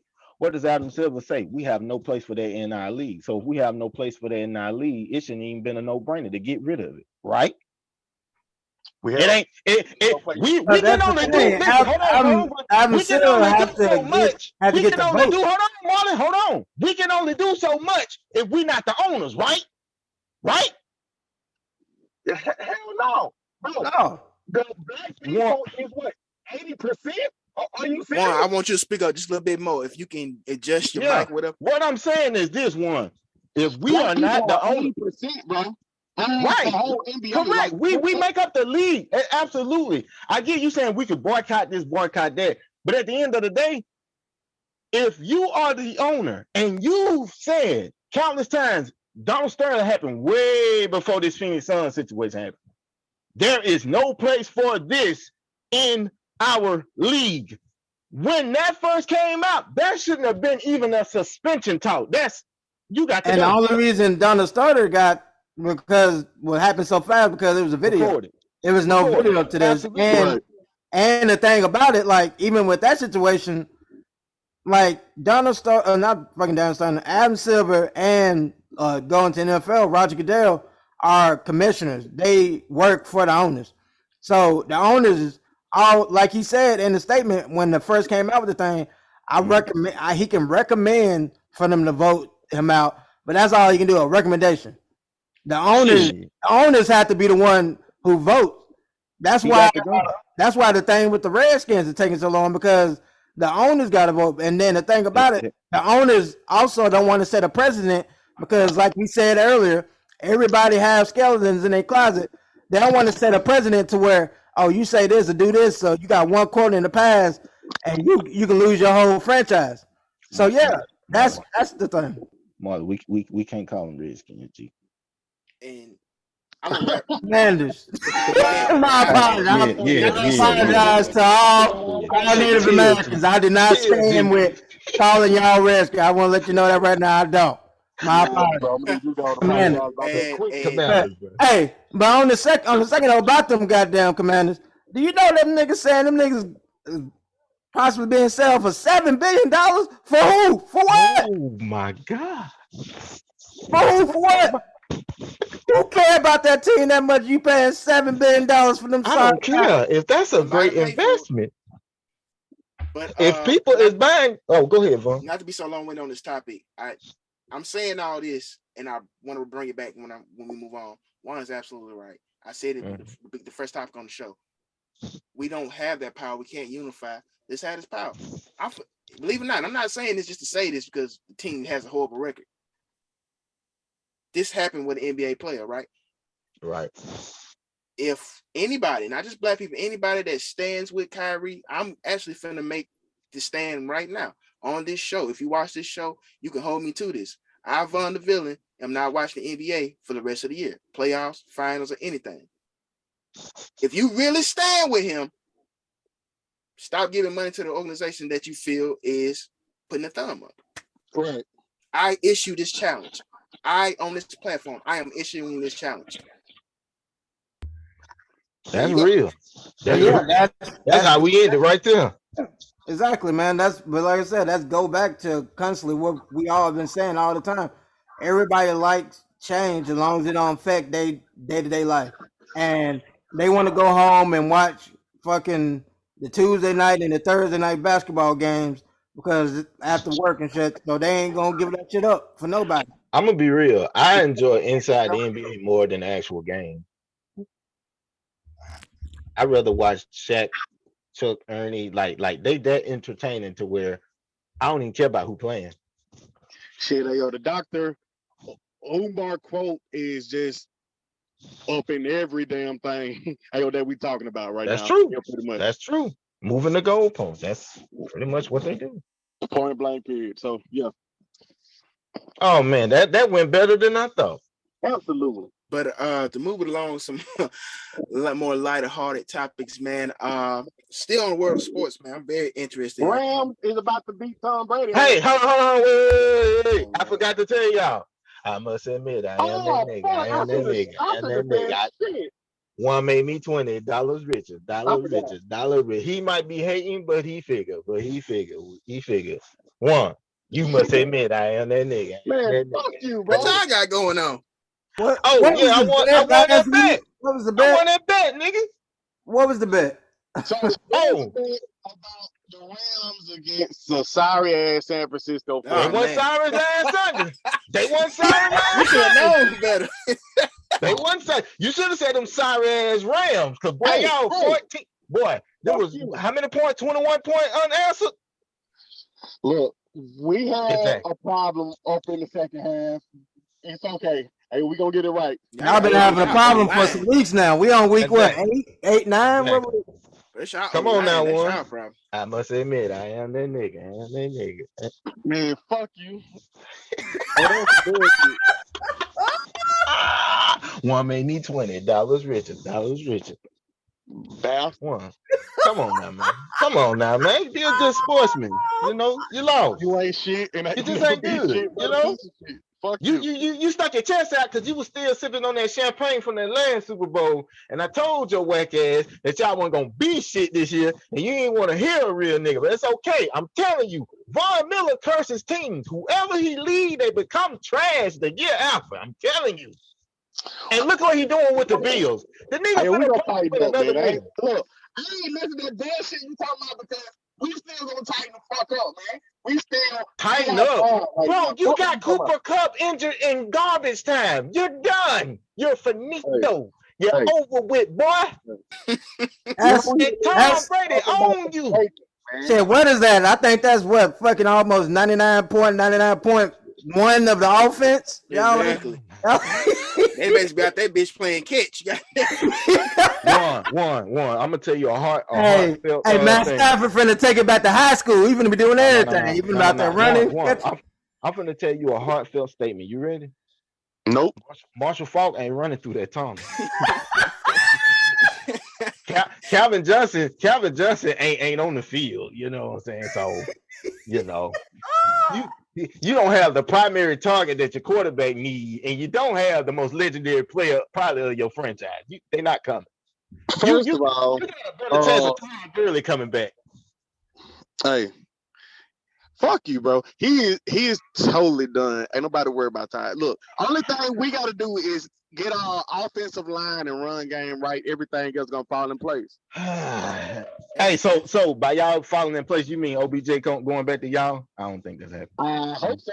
God damn it. That nigga said, "I hope so." I'm I don't praying. think that's happening. I think OBJ finna go to the Cowboys. Hell no. I think he's going to the Packers or something like that. The Packers or the I Chiefs. think the Packers need him more than the The Cowboys. Packers. The Cowboys need to keep running the ball. The Packers. The Packers or the Chiefs. That's what I see him going. Listen, Vaughn. I don't like them star-spangled motherfuckers no more than you do. But I'm gonna be real. They clicking right now. They clicking because the way they need to play. Dak is a good quarterback. Not horrible, he's good. Not great. They're running the ball with Pollard, and their defense is probably, if not one of the best in the league. They are playing how they need to play to win. Win. I ain't gonna say Super Bowl, just win. OBJ is gonna want touches. I'm not saying having him isn't nice, but I don't think it's needed. The Packers need a reliable receiver. They need somebody. Aaron Rodgers don't trust a damn soul on my team. Need reliable receivers. Goddamn Keenan Allen. Well, y'all need a new GM. That's all. Y'all need a better medical team because these niggas are too. Everybody should get fired. God. Bailey Zappi, we just need you to start, baby, please, man. Come on, Belichick, put Zappi in, man. Come on, I like him. I like Zappi. Man, you said a mouthful there. Come on, let Bailey start. Bailey will throw a pick, but goddamn it, we know for sure, man. John gonna throw one. Hey, come on. Hey, Bailey, I know we're talking about college. Hold on, Hey, man. man. What's coming? Hold on. I'm me and you, Patriot fan. Hold on. I'm just at peace with that, man. I ain't even worried about that. I was finna talk about college. I was gonna say shit. It was a lot of goddamn upsets yesterday and shit like that. But man, LSU won. Let's go, baby, against Alabama. Fuck Bama. Hey, I don't like Alabama either. I know that's what I'm saying. It's better than Alabama. We finna see how much they care about this college playoff because you know. If they get their ass in there after 2 losses in their division, that's gonna be. They're gonna extend the college playoffs. Marlon, we gotta have a fan-to-fan talk. All right, here it is. Hey man, hey bro, I try to go to church for it every goddamn Sunday, bro. I get it. Listen to me. I'm not gonna say Mac Jones is just horrible, But bro, you got to be real. Bailey Zappi got something to him. You see it. Oh yeah, I do see it, but I also know that they not finna get rid of a man that they just drafted like what 10th or like in the top 15 or something like that. They gonna give him all the chances, and this is his what sophomore season, so they gonna give him at least one more. Well, when he get to his senior season, he graduating his ass off the team. Yeah, because it's over with. I know who I want. I know who I want. You want the boy named after the chicken restaurant? Hey, Yeah. hey, they gonna ask him the same question they be asking graduates. What you gonna do next? Shit. Antonelli Collins. Where your next job at? He going to the Panthers with Baker Mayfield trash head, man. Oh man. Bro, come on, bro. Just put talking about football, I did, like I said, I had a question, whatever. Shit, I heard this on some podcasts earlier. Okay. I'm pretty sure, like, this should be a quick question or whatever. I don't think it should be that big of a thing, but our number one receivers nowadays, like how running backs used to be in the 90s and the early 2000s, like impact. Absolutely. I mean, that's just the name of any sport. Evolution. Look at the center position to now. I mean, it's a guards heavy league. It's a wings league. But I don't know, man. I mean, shit, like we said, we named some of those legendary freaking running backs and shit, and they was literally all like Barry Sanders was literally Detroit. He was the offense. So I'm like, I don't know too many wide receivers that like other than the one we just named for the Rams, Cooper Kupp, that's like the offense of teams or whatever. Calvin Johnson. Have a little bit more diversity than Randy Moss. Whoa, Randy Moss had Julian Edelman, Wes Welker, Rob Gronkowski. You know, I'm talking about the Minnesota days. Goddamn. Hey, Chris Carter and dude was both 1,000-yard wide receivers. Chris Carter. And they had a running back. What are you talking about? Exactly. What you mean? Chris Carter. What you gotta give Chris Carter? You nick right like a nigga. Snitching ass motherfucker. That's this is my he didn't snitch. He said you need to have a phone guy. That's what I'm saying. He telling the niggas don't snitch. He telling the niggas, hey, just put it on him. He retarded. Put it on him. He said put it on the man who ain't making the money. Exactly. Bars. You know? That was smart. Man, come on now. Bruh, I'm just saying, bro, like Marley got a point with this, because I don't see nobody that's just like I mean, that's about it, yeah. Teams with mediocre quarterbacks that got all-star, superstar type talent at a different position. The Rams, that's about it, yeah. Rams, yeah. He got a mediocre quarterback and they got a super hell of a superstar. Hey, ho. I'm gonna need you to shut that bullshit up. Stop fucking hating up on my motherfucking. Yeah, y'all done brought that badass mojo to my goddamn team. My team actually look decent for the fucking year. Run, listen to me. As long as y'all got one of them in y'all stadium, y'all ain't winning that next. Hey, fuck about motherfucker, that's my stadium. That's the whole stadium. Damn. I mean, like I said, we got examples of like where it helps some quarterbacks who were struggling before, and then they get like some good wide receivers, like Josh Allen. Like you saw, he got Diggs. Right. Building around him. They still can't get my nigga a running game, but hey, they got Diggs. So they got the defense here. That help them. That help. And then like you see this year with Tua, like he got fucking Tyreek Hill, Otto, right? And then now they just got like some running games. They got a damn track team. Don't around his ass. We might be the last team in the division. God damn.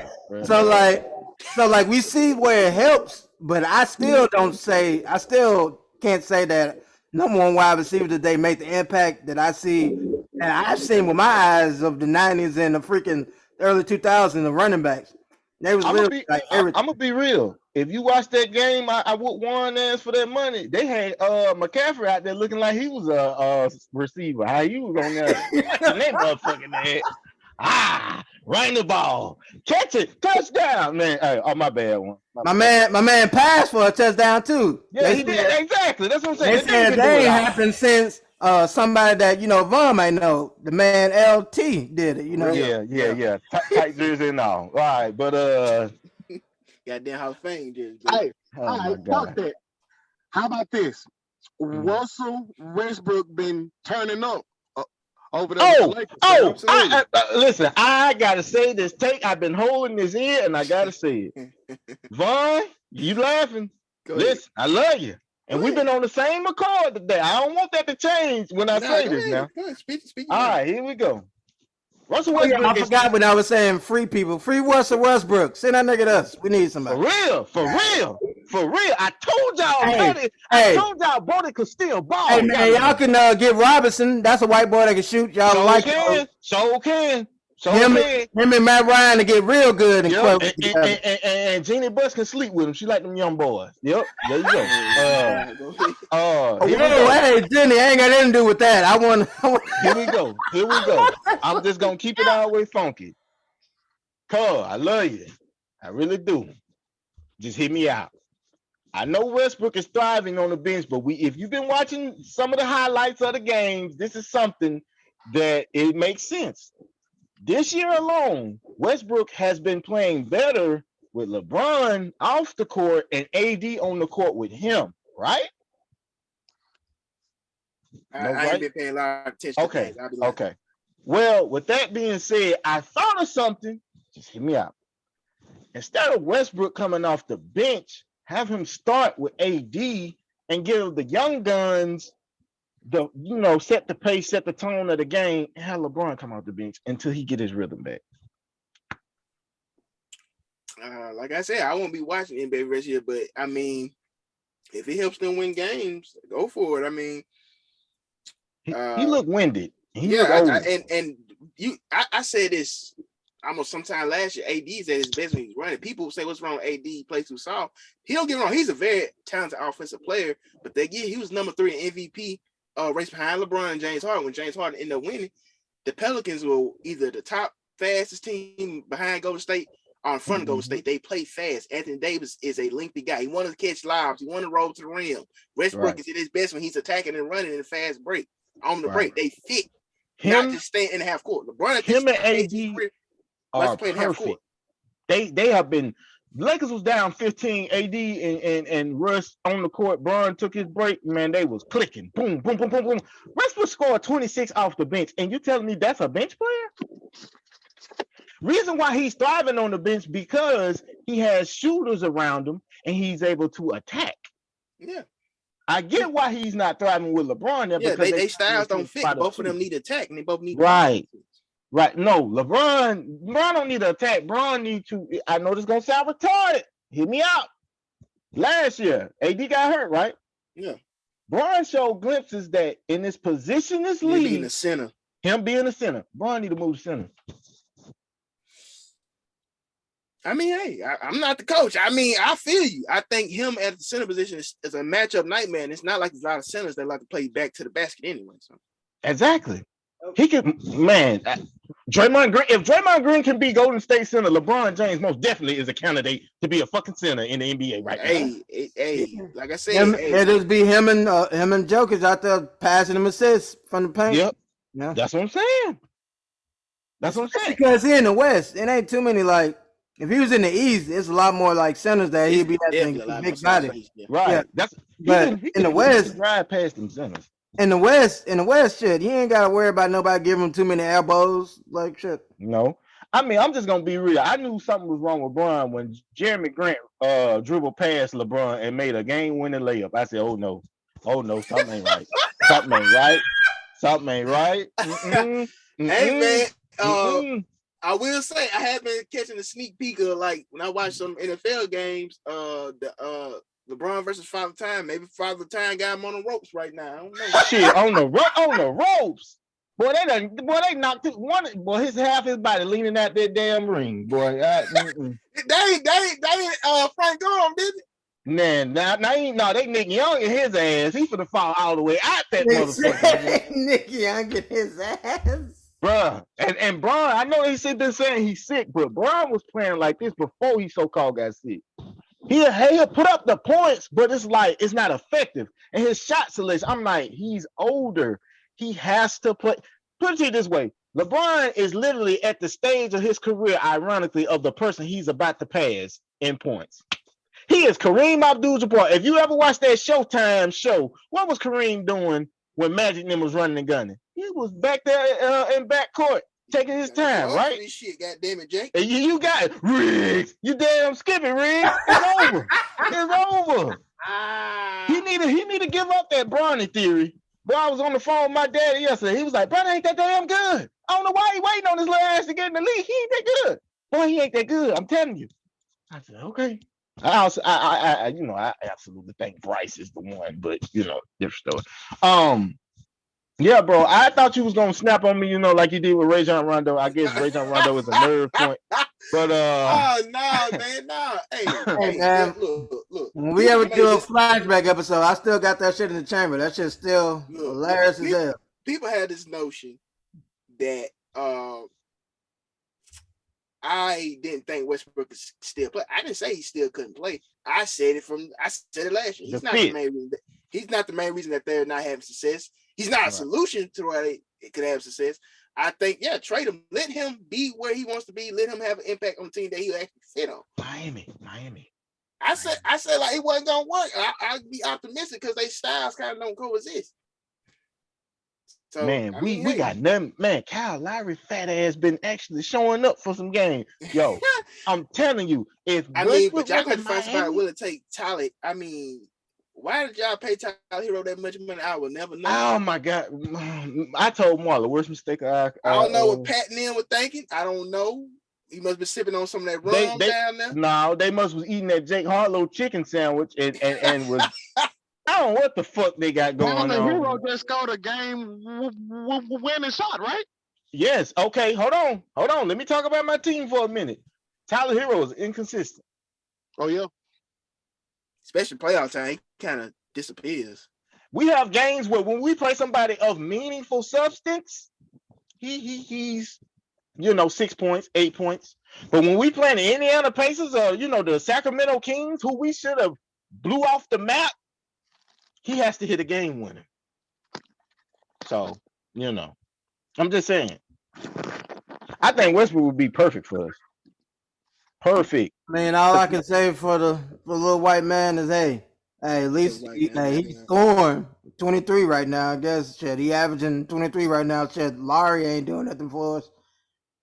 Shit, Larry and fucking Chris Paul both look like they going back in time for point guard. Kyle Lowry been okay in certain games. I don't expect. This is my thing. If you told me have Kyle Lowry or Russell Westbrook, it's a no brainer. I'm going to get Brody like instantly. And I mean, Lakers, y'all can have Kyle Lowry. I mean, people felt they should have traded for him last year in the trade deadline, or the year before. He can shoot. Yeah, I mean they stuck with Taylor, who has a hoop. I mean, and hey. Darvin Ham is actually proving he's a great coach. I actually believe this. If y'all get y'all, Carl, do not chew my head up when I say this name. When Dennis Schroeder get back, yeah, I agree.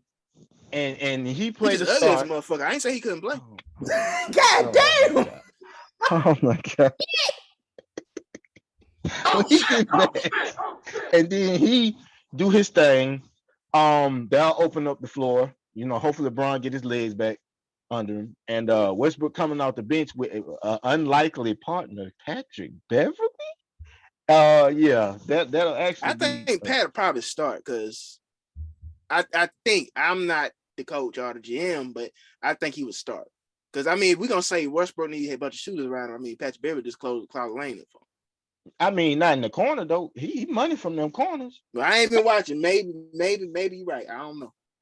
He just don't need to take them top of the key threes because that motherfucker clanking off the back. I think when they blew that Portland game, I watched the highlights that same day. My Chargers was giving me a goddamn migraine. I just say, look, I can only take so much. I can take only so much. Damn, boy. I can't take a double dose. Goddamn it. I understand. I mean, everybody getting off. Golden State getting off to a slow start. Miami. I mean, we sometimes. I mean, literally, if you look at the standings, like right now, I ain't looked at them tonight, but like during the week, number 12. No, I don't know. I'm saying, but you take last year top standings and you just look and they all in the bottom right now. Yeah. Okay. I know this wasn't in the group chat. Before we go to the next topic, there's 3 things I want to ask y'all. Okay, Are we seeing a passing of the guard from the old generation to the new? Hell yeah. Hell yeah. What are you talking about? What sport? We still talking about basketball. Hell yeah. I'm not ready to go there yet because I gotta see him do it in the playoffs more. Okay. Can I ask a question though? Will Giannis be the passing of it? Because I mean, he been. No, I think Giannis is the in between. Like, yeah. You think he's a middle child? Yeah. I'm tired of this Luka praise. James Harden playing. I don't know. Not Luka. Giannis came to lead. He came in. 14, 15. I think he was in the draft with who was it? He was in the draft with somebody, bro. Oh my God. He was either 12, 13, or 14, somewhere in there. Okay, because I don't think he's been in the league 10 years yet. No, he ain't been in the league. So you count him, D-Book. Yeah, 2013. He's finna next to be 10. Okay, Luka and them. I consider them the new generation. Like, he's 27. I don't think he's like. I say he's the bridge between like LeBron and Curry and then the new generation. He in the gap. Yeah. Well, it's for certain that he's running it because what he's playing, he's gonna probably be MVP again. They undefeated. He up here putting up triple doubles now. It's like what else? They own one now. Oh my bad, man. But go ahead. Yeah, I just feel like I said, I do look at sometimes the box score. I haven't looked at it in the last 2 weeks, but like I feel like Giannis, Luka, D-Book and them, and I throw Zion. Jokic in there. I just feel like this is a passing of the guard, like, and that's just the evolution of the game. It was there before LeBron and them and Steph Curry. It's gonna be there after. I just feel like their time is, as we've seen it in front of our very eyes, is dwindling. Like I said, I wouldn't argue against it, like what you're saying or whatever. The only thing I would say, we seen some of them last year in the playoffs, so those ones I see that they got the potential. I'm like, okay, I can see this starting that, but I also think, man, like you said, I made this mistake like a lot of times, and I don't know, like one could also say about baseball where like it's too many games in these two sports to make like a legitimate statement right now. But I feel like a lot of the older teams, like shit, like all those playoff runs is on their bodies. So like right now they like they are like taking their time. They building up. Like I know for sure with Golden State, because I've been watching like a few of their games now ever since they went on that their losing streak on the road. I started watching. They are playing all their young people. So right now they taking this time out to let them make their mistakes, let them get a rhythm with each other so they can have them in the playoffs to be a better bench for them or whatever. I'm glad you brought that team up, because that's gonna be one of my other questions. I said this yesterday at work. I said, I'm not familiar with his contract and how it's set up. I don't see Klay Thompson making it past the trade deadline next year. And what you mean? Like traded or like released? I feel like he'll be traded. I said it a couple episodes ago. I think they'll get rid of Draymond before. They don't get rid of that's what I'm saying. I said a couple episodes ago. Let me finish this real quick before Juice jumps in. Draymond giving them a reason to want to get rid of him. The only reason I believe they keeping Klay because he hasn't given them a reason. Think about the seriousness. Because they're a nice guy. Yeah. And we all seen it. He's not the same person. I mean, it's just evident. Like, you think the Lakers right now wouldn't take Klay Thompson for a first round? Something. Hell yeah. We don't need you to be, how many points he scored with how many dribbles Klay. We just need you to knock down 3 or 4 shots tonight. Can you do that? Y'all are trade Jenny Buss and Rob Pelinka right now for Klay Thompson. Imagine that. For that first round draft pick. Whatever it is, do with it not. That's I'm just seeing it. I'm just seeing it. Yeah, I don't know. Like I said, I feel like I said, that's what I just from watching their games. That's what I've been seeing. I've been seeing like Mobley more, Kuminga more, getting a lot more playing time. All like only person they ain't playing is the one they drafted this year, Bowen. He's keep getting a flip from G League to he's like 2-way right now. But I just feel they want more younger guns around Curry. Yeah, that's what they're doing. They're getting all these young people spent, which is smart, really, because it is. Because that's what New England used to do during the Brady run. Like, like September, we'll be trying shit out. like we'll be like trying to get all like the mistakes out of the way, and we'll use that data to go on our runs later in the season. So I feel like that's what they're doing right now. They're getting tape. They're trying to see which one of these players they can depend on. Because the thing with Curry, he really don't like Steve Kerr. He really don't fuck with rookies during the playoffs. Like so, like now it's their second year. He like, okay, some of these people might be playing for me in the playoffs. Let me get to know them. Let me see what they strengths are. Let me tell y'all something. I don't know what it is about wearing a Golden State jersey and being light skinned. That motherfucking Jordan Poole. Hey, he got his ass whooped, but he deserved that money, boy. I ain't gonna lie. That motherfucker cold. Yeah. But like only thing I would say with Golden State, if this continues, would be like their defense. If they defense slip, because that's that nobody never gave them credit for. Yeah, their defense is lethal. Yeah, but if they defense gets slipping, because like that's something that you get in bad habits, that should stick with you like all season.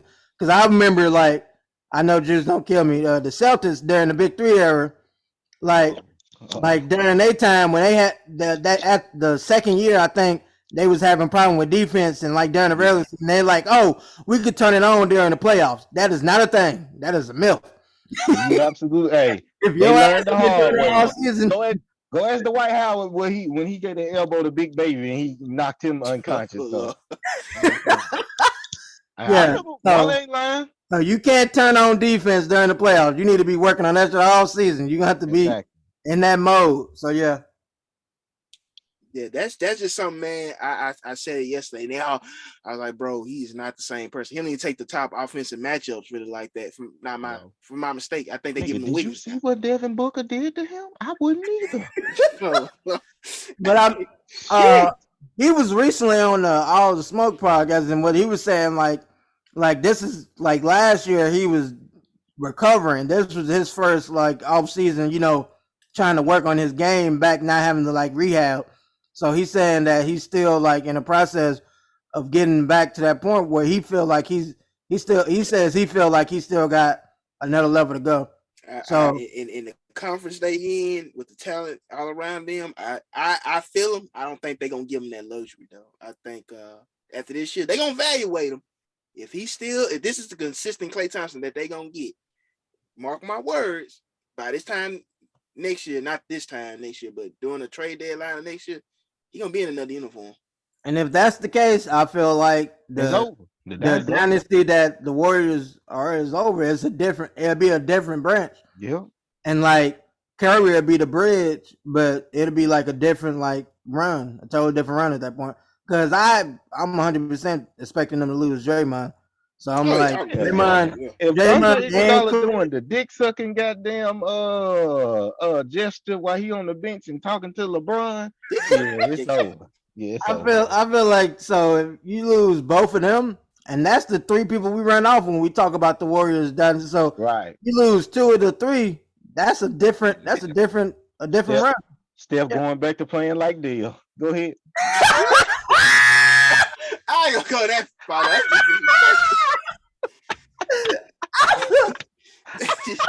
That's disrespectful, man. Jesus.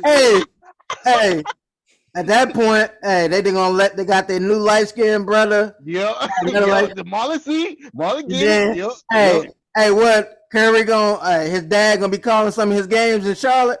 Hey, him and Ball would be a nice combination, Hey, people saying that's who they should have drafted. Hey, that'll be a lethal combination. He'll look good in them little Charlotte Blues, for a couple more seasons. I mean, I'm just saying. If we can move along off the world of sports, man. Yeah, only last thing I say about sports shit. One ain't been responding. I'm pretty sure you're busy, but I was gonna say shout out on the baseball wise. Fucking the Astros. Yeah. Astros won. I'm not happy for them. I'm more happy for the black man. Baker.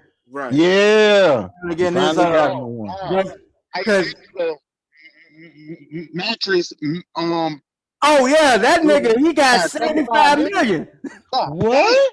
Yeah, because he betted a lot of different like parlors. I was gonna bring that up and get up your chest actually, but yeah, he betted a bunch of different like things. He took the odds on the Astros to win, and when they was real low, and he cashed out on all those motherfuckers, and they equivalent $10 million bet odds is 750 or some shit like that. So 10 million times that, 75 million, bro. Yeah. It breaks, like I said, I got the article. I was gonna break it down there, all the places he did the bid in, but yeah, it was crazy. But like I said, I'm happy for Baker, man. You know, he got one as a player, but this is like through all sports. Anytime a black man try to be the coach or the manager, they always say they try to hit him with that he's a player coach shit Right. that he can't do the bruh. So he before last night, he had the most wins postseason and regular season for Yep. any manager without a World Series title. So he got that off his chest. You know, he also had the famous moment. This is his third World Series as a manager. He had one with San Francisco. He had one with the Nationals, some other people or whatever, and that he didn't get the push over. But I'm happy for him. That's what I'm happy for overall. I know my man, Mr. Booger Sugar in Dallas almost. He had 2 chances to do it, but Oh my god! Oh my god! that's how I remember him. Oh my god! And my man, and he and like I think he's 4th all time in like playoff like manager for wins. So this just solidify him as like a manager, man. And he got that walk waiting on him. Yeah. Oh. Oh. But, that's been another edition of World of Sports from I'm just saying 48, man. Try to be quick this next topic if y'all want. But Okay, I'm gonna run them quick. Yep. Basically, your top 3 mixtapes since 2010, gentlemen. Let me tell you something first. You full of shit because the ones I really love came out in 2000. And see, that's what. And see, I wanted to make this list kind of challenging because it's easy. It's easy to do the early 2000s. We can name them off the top. Exactly. We motherfucker. Look, I said he did this shit on purpose. We ain't gotta be difficult. My shit was Rich Boy. I had 2 of them. Okay, we'll see. But I go and go since like y'all more like the hip hop heads. I'll go and get y'all laughs out with my list. I'll go with Chance the Rapper, Acid Rap. I like that. Listen to that a lot. Okay. That's a fucking classic. Then I had fucking Big Crick. Crick was here. That's one of mine. Okay. And for the last one, I wanted to do one recent. That was a mistake. Yeah, that was a mistake. Yeah, that was a mistake. That was a mistake. Oh, okay. Yeah, and and then I did one that got me back into mixtapes like recently because that was the only place I can play it on was Lil Wayne No Ceilings 3. I had to go back to mixtapes to listen to that, so I do that. Okay. Then just honorable mentions. You got Big Sean, Detroit, Joey Badass, 1999, and then and under the Migos, Young Rich Niggas. So yeah, facts. All right. Who want to go next? Cause mine, it kind of go hard. I got mine.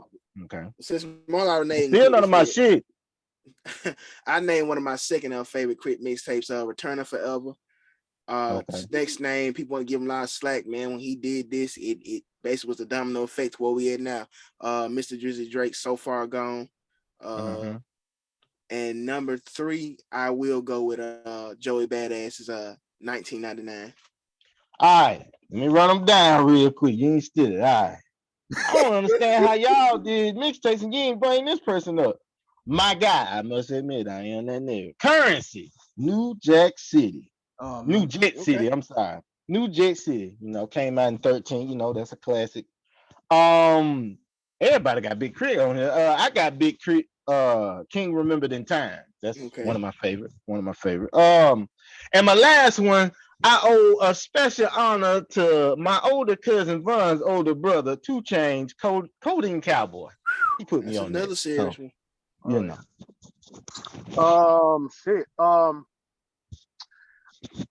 Shit.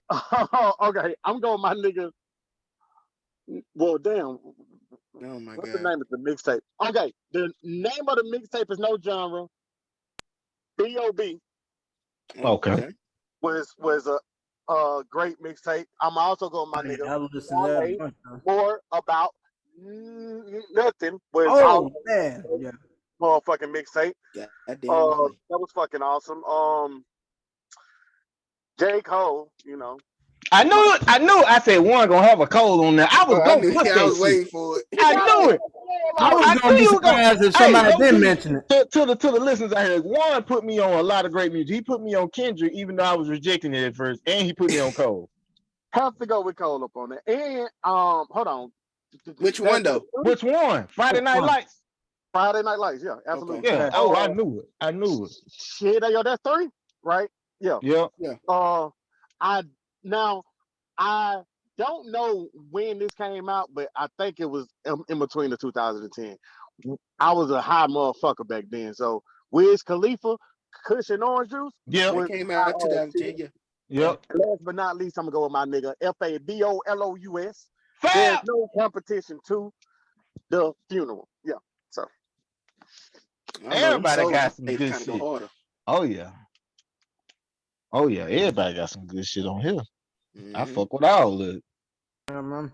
Yeah, Juan mentioned 2 of the ones that he said them, and I immediately went back to where I was when I was listening to them bitches. Want to kick one of them bitches right now. I'm like, Yeah, Wale mixtape or something serious. yeah, that one right there. I really thought. love that I thought it was an album. I really like because For when people real. talking about he ain't got no album, I'm like, I nothing. I'm like, that shit was fire. That shit This doesn't was miss. the most difficult topic Von ever made because I was like, oh, it's easy. You know, I'm finna put Rich from See, I 2010. thought about it. I'm like, Motherfucker, he did it on purpose. I we kind knew of it. all in the same age range because coming up to early 2000s, you got Trap or Die, you got The drought.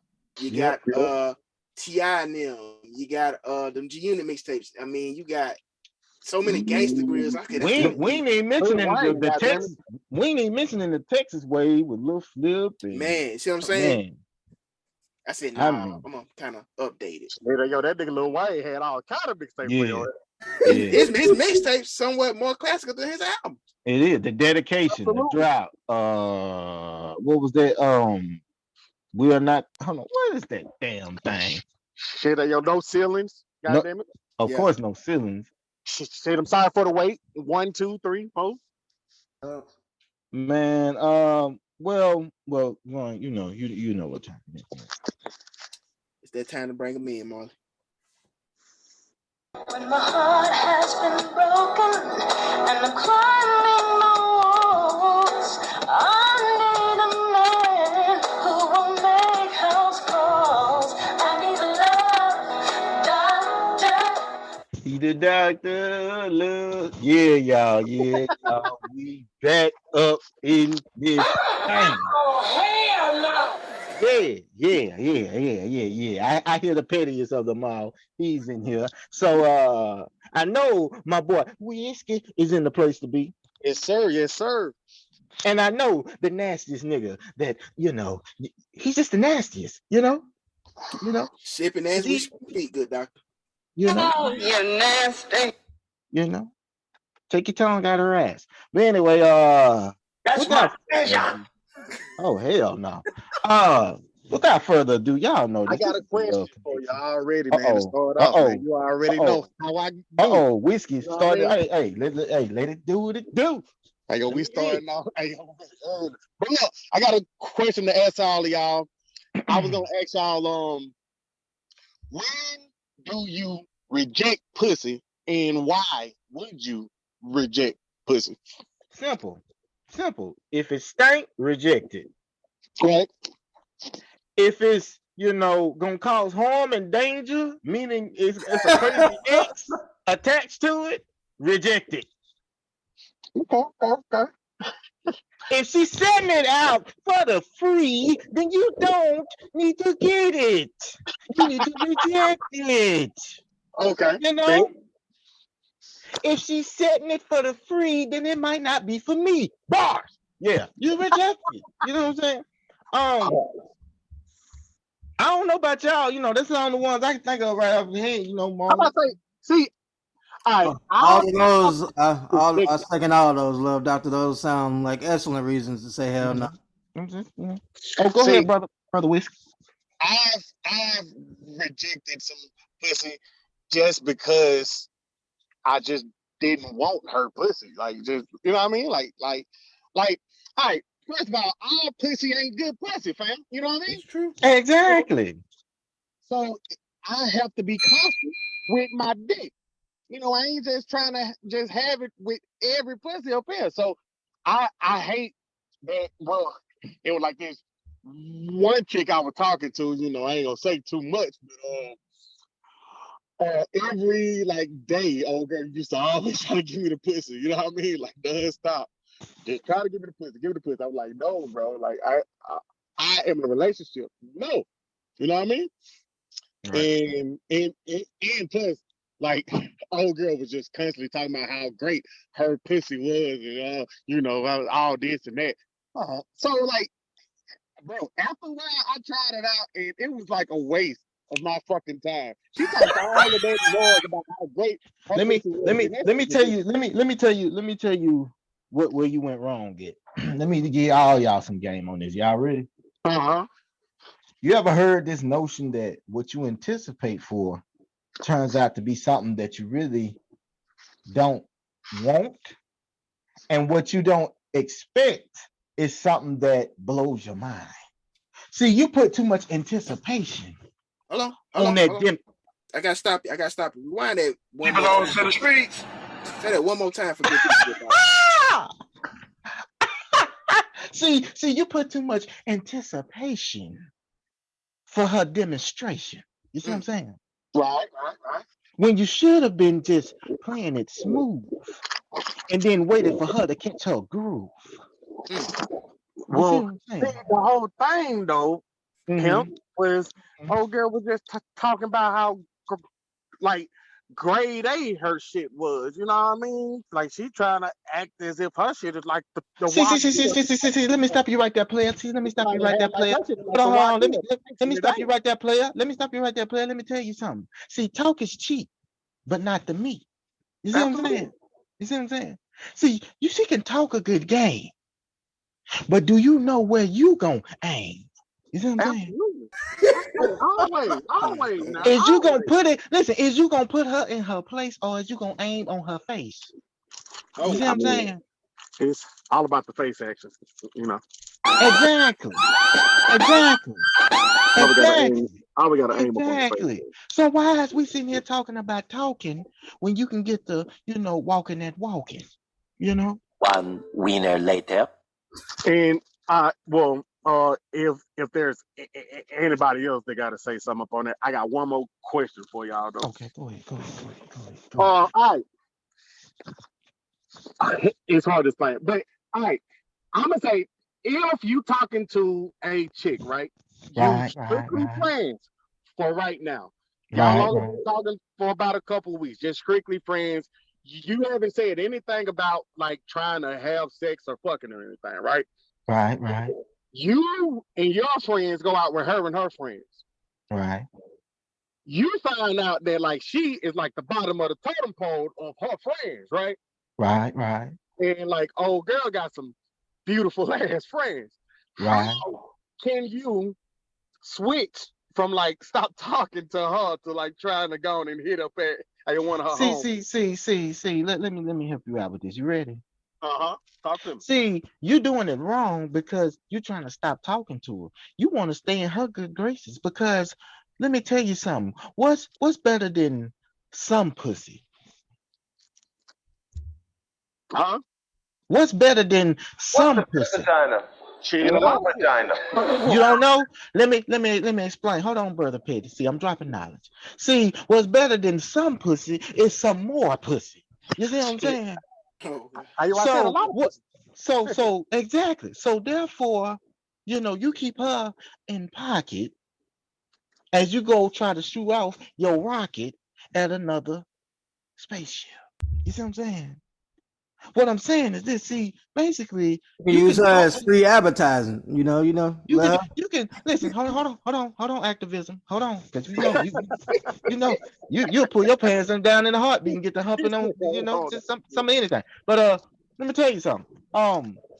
What you do is if y'all ain't built that vibe or that connection on fucking, then you don't have to worry about her feeling some type of way if you see a friend and you want to, slide in the DM. Because see, the thing of it is, you play it cool in front of them, but behind closed doors, you make sure she's a nasty girl. You see what I'm Right, saying? right. Absolutely. See, you got to keep the one on the side just in case she see you holler at her. That might get her hot and heated, and that might speed up the process of wanting to smash your initial Man, target. I feel you. Okay. Hey, yo, now you're talking that talk. Okay. Right. But I don't want to just throw you all out of the loop with the game. I'm gonna let some activism and some nasticism get to you. So, y'all go ahead. Y'all go ahead.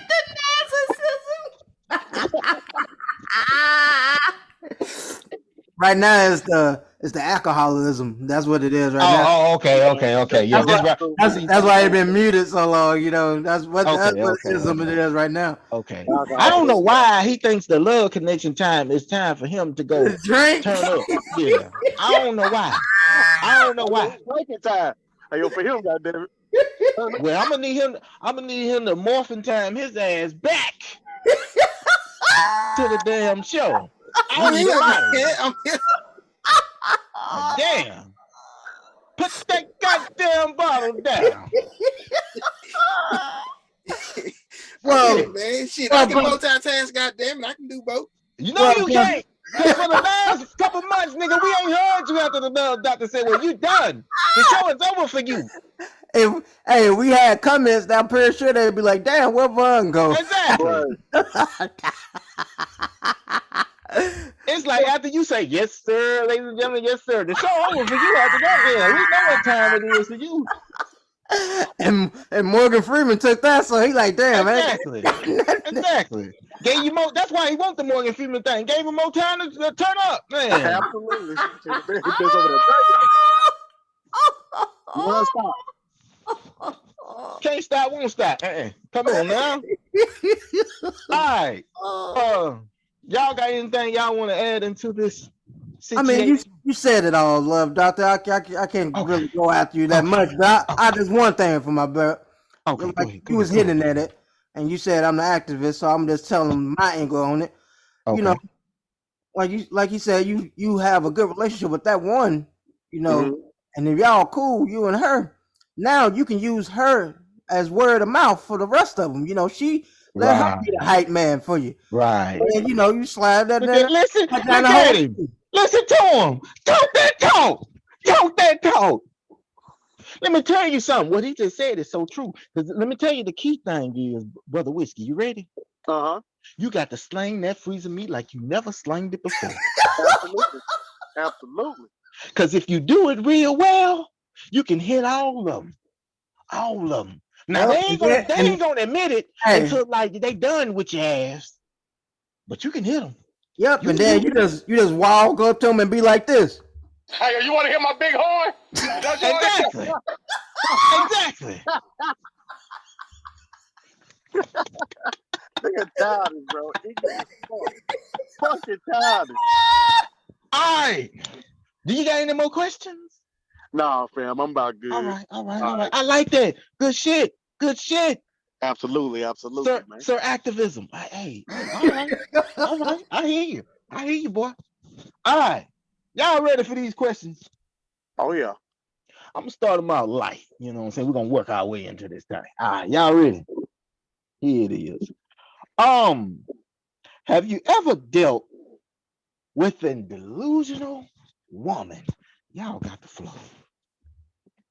Absolutely, shit. I feel we all have at some point, shit.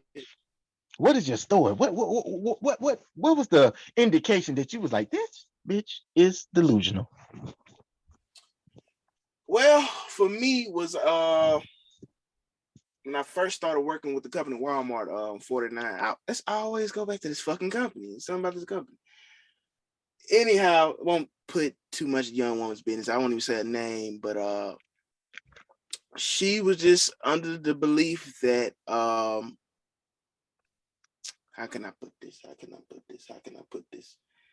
All right, she believed that if a young woman is not having sex with her man, kind of childish, but I just thought it was crazy that he shouldn't even be watching pornography. If that's giving him physical stimulation, but she's choosing not to have sex with him at the moment, she felt in the sense that was cheating on her. See, hold on. Let me stop you right there. That bitch wasn't delusional. That bitch was just downright dumb. Go ahead. I mean, she told me that her father would cheat on her mom throughout the years before they got divorced, and her mom later kind of confided her that she felt porn played a part in it. I mean, hey, you went through a traumatic experience, maybe it had an effect on you, but I had to learn everybody's situation is not your situation. What happens to you, you can't pass to everybody else because that's an isolated situation. I do admit some people can't make that switch happen from hey, this is porn, this is my real life. I watch porn, but I know I have the real thing at the home. You know what I'm saying? So I just feel like, hey, if he ain't out here, putting in the streets, what's the problem? I mean, shit, especially if you're not in the mood or you feel like you don't have to give it to him, which I don't know, I still with you at this goddamn point, but so we weren't even talking. We was in the beginning stage of talking, but it was just like, yeah, this ain't gonna work. It's more things, but like I said, I'm not gonna put it all the way out there. That's just one that always stands the test of time with me. But she did have a fat ass, though. I will say that. Did you stick your tongue up her? But anyway, brother activism and brother whiskey. Yeah, I'm man. just shook off his story. I mean, she would have said the porn thing. I would have been over here like, Hell no.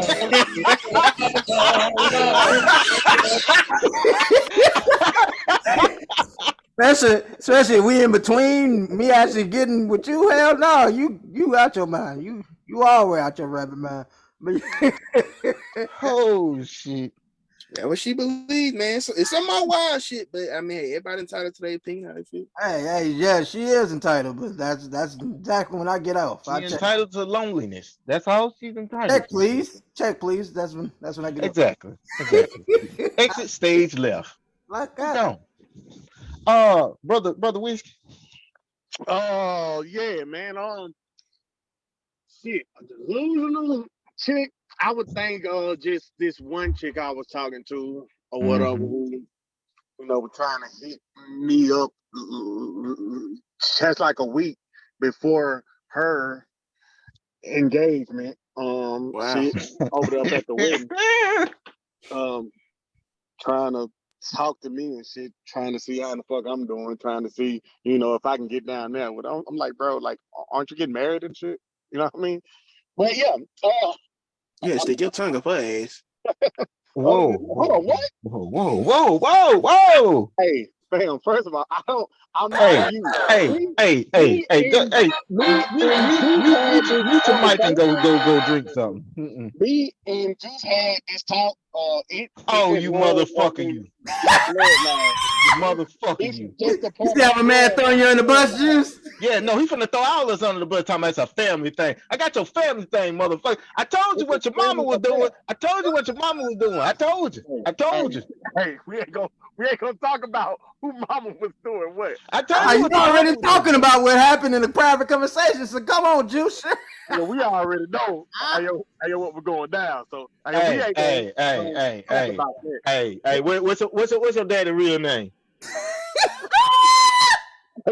What's your daddy real name, fam? My daddy real name ain't Willie though. You know what I'm saying? So that's like, hey. I'm not gonna play with you, bro. I'm not gonna start with you. I don't know why my man keep over here acting like he ain't doing it. We got countless of film of this man admitting to this shit. I don't know why. Bro, I do not eat ass, bro. Hear me and hear me well. I am not an ass activist. All right, that's not me. All right. Hey, all of these lies too. I'm gonna keep it real. I've dealt with plenty of delusional women, but one that stuck out in my head the most was my senior year in high school. I was working at a grocery store, and I was working with a bunch of college chicks, and it was a college chick that she was a part of a prestigious sorority, and I don't want to just put it out there, but we all know what I'm talking about. If I say a certain sorority that has a certain, AKA, yeah, exactly. So anyway, Oh, I'm a senior in fucking high school, and I had stepped to her. I ain't think nothing of it. I'm finna get her number. You know, find that bitch drove a Lexus. So anyway, I got her number. We was chit chatting. The conversation was always whack to me. I was like, damn, like, is all fine ass girls really just this boring? Like, what the fuck? Good chunk of So, my. so in the midst of our conversation, she had said some shit, and I cracked a joke, about some things, and she didn't take too kind to it. So she kind of tried to call herself trying to snap at me. And everybody know me, know. I mean, I'm not finna sit here arguing and go back and forth with you, especially if you ain't giving me no booty. So, I just politely hung up on the bitch, just click. So, the next day, I come to work and she already in there. She said, you come here. I was like, please. So I was walking out. She gonna come run up on me and say, that's unacceptable what happened last night. I said, what are you talking about? She was like, well, I'm fill in the blank, sorority. I'm a this, and I don't get hung up on. I said, well, last night seemed to be a traumatic experience for you. I'm glad I was your first, so, you'll get over it. And from that moment on, she kind of she wanted me a little more, because I was just, an asshole. But I didn't give a fuck. I mean, I don't care that you went and bought friends because you joined the sorority. I don't care. Hey, yo, you is absolutely right about one thing. You is an asshole. That is hey. You ain't never lied then, boy. Hey, Willie, hey, Willie, son, be quiet. Hey, Willie, son. I told you. Man, listen, I'm just saying, bro. Like, delusion is like, you think because you're in college and you older than me that I'm not going to address you in a certain manner, like I'm going to bow down to you. I don't give a fuck about none of that stuff. Hell, even when I graduated and I was a grown ass man, bro, you can tell me you are motherfucking the vice president. You could be Kamala, whatever the fuck her name is, Harris. If we talking and you know I done already flirted with you, I'm already trying to feel on you and stuff, and now all of a sudden you trying to pull this political rank shit on me. I'm be like, bitch, you know damn well I've been trying to get them draws. Ain't nobody got time for you to sit up here and throw your status in my face. Fuck you. So we're not gonna do this delusion shit with me. Nah, that don't fly with me at all. At all. I appreciate y'all answers. If y'all don't mind, can I go to the next question? Oh yeah, absolutely. Oh, this is hilarious. Here it is. What, and it kind of goes into what we just talked about, and what Vaughn, I think he was trying to, basically kind of touching on it just a few minutes ago. What are the most annoying preferences you've heard from women over the years? Chicks that want me to open up their car door and walk over there, open up the door for them. And oh, you talking about I'm an asshole? You ain't no kind of gentleman. Now the car door thing, I kind of get you, but I mean, we going, so I open the door for you. One, I ain't gonna lie. When you said chicks that want me to, wait. One, I'm gonna do it. Don't actually like. I'm trying to be a kind person because I want to. Don't have it it's a mandatory. Yeah, like a mandatory thing. Nah, hell no. I ain't gonna lie. When you said chicks that open for a minute, I thought you were gonna go on the Vaughn route. Like, this nigga finally finna say that shit. But I digress. I digress. One of the ones I'm gonna ask y'all, but one of the ones that I think that's like a preference, like you want somebody. It's like you have these same women that say, they're not racist, and they don't feel like racism should be. But I've heard women have preferences for certain skin tones, and I'm like, but what if the brother that treated you well wasn't the particular skin tone that you so-called have a preference for? Wouldn't you make an exception because he's a gentleman? I know, and then if they keep watching all these damn Tyler Perry flicks, we already know the light-skinned niggas are the evil guy. Vaughn, I ain't got nothing to do with that. I think it's reverse. With Tyler Perry, he used to make the dark-skinned guy the evil guy. Nah, there's a lot of light-skinned niggas that be evil too. I only watch Tyler Perry too often. Maybe he changed it up, I guess. I mean, that's just one of them. Y'all got the floor. I got plenty. I think one. I don't really know. Really thought about it. I guess one's kind of childish, but this full disclaimer: somebody's preferences don't have to be a reality. That's just their personal interest. But not there. I guess height. I've heard that a couple times. Yes. I mean, it is what it is. I mean, shit. This is my thing. I have nothing against what people prefer, but that height thing, this is where I just lose it. If you're 4'11", everyone is tall compared to you. Yeah, and it's a lot of women that height ask for that too. If you're 4'11" and asking for a 6'7", 6, baby, I'm 5'9", 5'10", and I'm damn near hovering over you. So, I mean, what's the difference? No, them data issues must be coming through. No, I think it's genetic makeup, man. Not to sound. We spoke of the name Kevin saying shit like.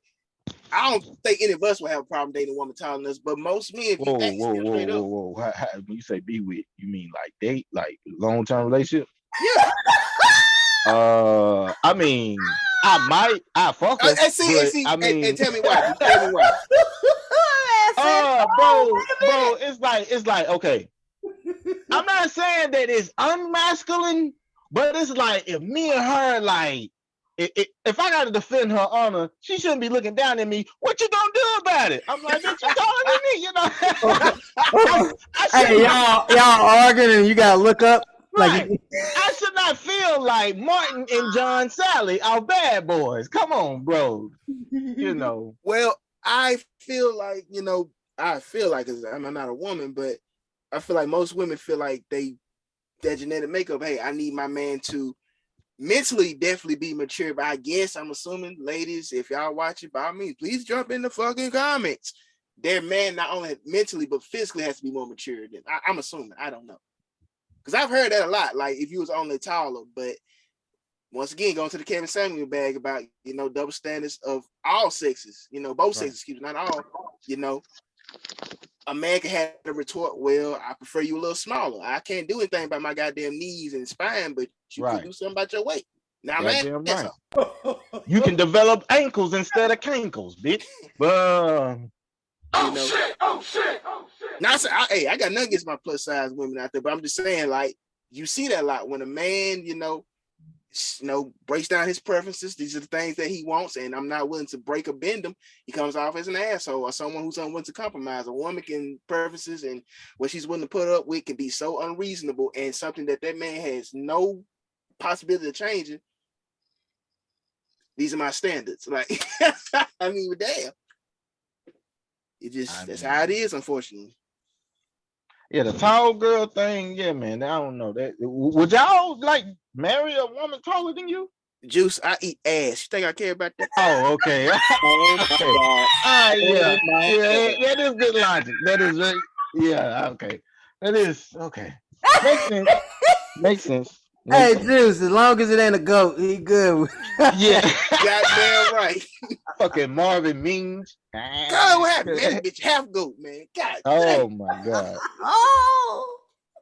Oh my God. God, that was so perfect setup. That's just all types of wrong. Did y'all have anything else y'all had to bring on this? Preferences. Oh no. Nah. All right. Well, here goes my last question. Here it is. I did a little quick question that I want to see. I don't know exactly how this one's gonna go. Let me see it. Oh man. What's the number one area men are unfairly treated? Is it paternity fraud? Is it child custody? Is it false Me Too allegations? Or is it divorce? Can I take all the above for this? Right. I mean, you only can choose one. What's the worst? Like, what is the one area? Shit, you're like the false allegations about like the Me Too stuff about like the rape or whatever. Because point blank, it will hurt a person's whole career or whatever just having that allegation. So yeah, I would probably agree with one. I was gonna say the divorce, but the whole Me Too thing. You also go land. He missed the most important. Land your ass in jail. Yeah, true. you think your feelings hurt, your ass could be hurt next. So Oh, Whoa, whoa, wait, Lord have mercy. my God. I was gonna say child support could end you will lead you to jail, but I mean that would have something to do with like paternity and the child custody and divorce, really. So yeah, I might be the false Me Too. I mean, ask Bill Cosby and R. Kelly. we ain't gonna touch on that one right now. Okay. I'm just saying. you on your own now, brother. You I'm still. just saying, bro. I thought I could sneak it in. My bad. I think you the driver for both of them buses. I don't think nobody on them bitches except for you. Step in the name of love. Turn that shit off, Robert. Yeah, but so y'all in agreement? It's the Me Too.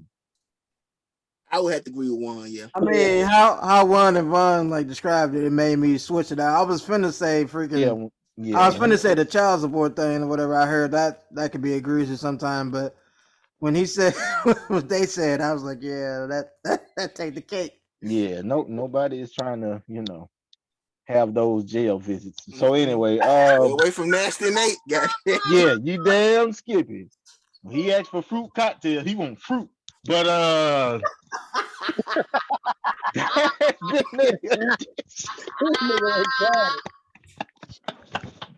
Crazy. This has been the edition of Love Connection. It's been very, very informative. Stay we safe. move to the final segue of the show. Stay safe, everyone. Oh my God. Oh my God. I told you these guys don't miss. Another classic in the books. But before they get out of here, there is a few more things they gotta get off their chest. So back to the fellas for Get It Off Your Chest. Paw Freeman, you just gave him enough time to pull up a lot of liquor. But we move to the final segue of the show is Get It Off Your Chest. I just want to, do the usual, thank, everybody for coming out. Gorilla Pimping. Goddamn, it's November. I mean, can you at least make some kind of cameo? Some kind of appearance? Can you breathe, blow your breath in the microphone and then leave? On that note, like, share, comment, and subscribe to. We gotta do a roasting episode for him to come on, Yeah. We gotta start roasting, and he'll be front and center. To all the platforms, and y'all, I've been saying this, since earlier this year, but I promise y'all, we're working on something epic. It's gonna be, y'all gonna enjoy this. Y'all really gonna love it. Just stand with us. Stay put. We're gonna get back to you on some real ish. Y'all got the flow. I want to run one down. I hate to sound like not in a broken record. You sound like a broken record for something like this, but the only reason I'm bringing it back up is because that same episode, due to some technical difficulties, especially on my part, we couldn't air it. But I want to bring up the name Jaheim McMillan one more time. For the people that are familiar with the story, hopefully the whole world should know about now. The young man that was wrongfully gunned down in Gulfport, Mississippi on October the 6th.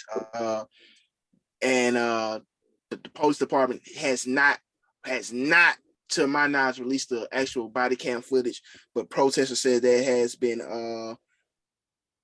surveillance from our on-side viewers that show him taking only 3.5 steps from that Kia vehicle, which led to his death. Only 3.5 steps.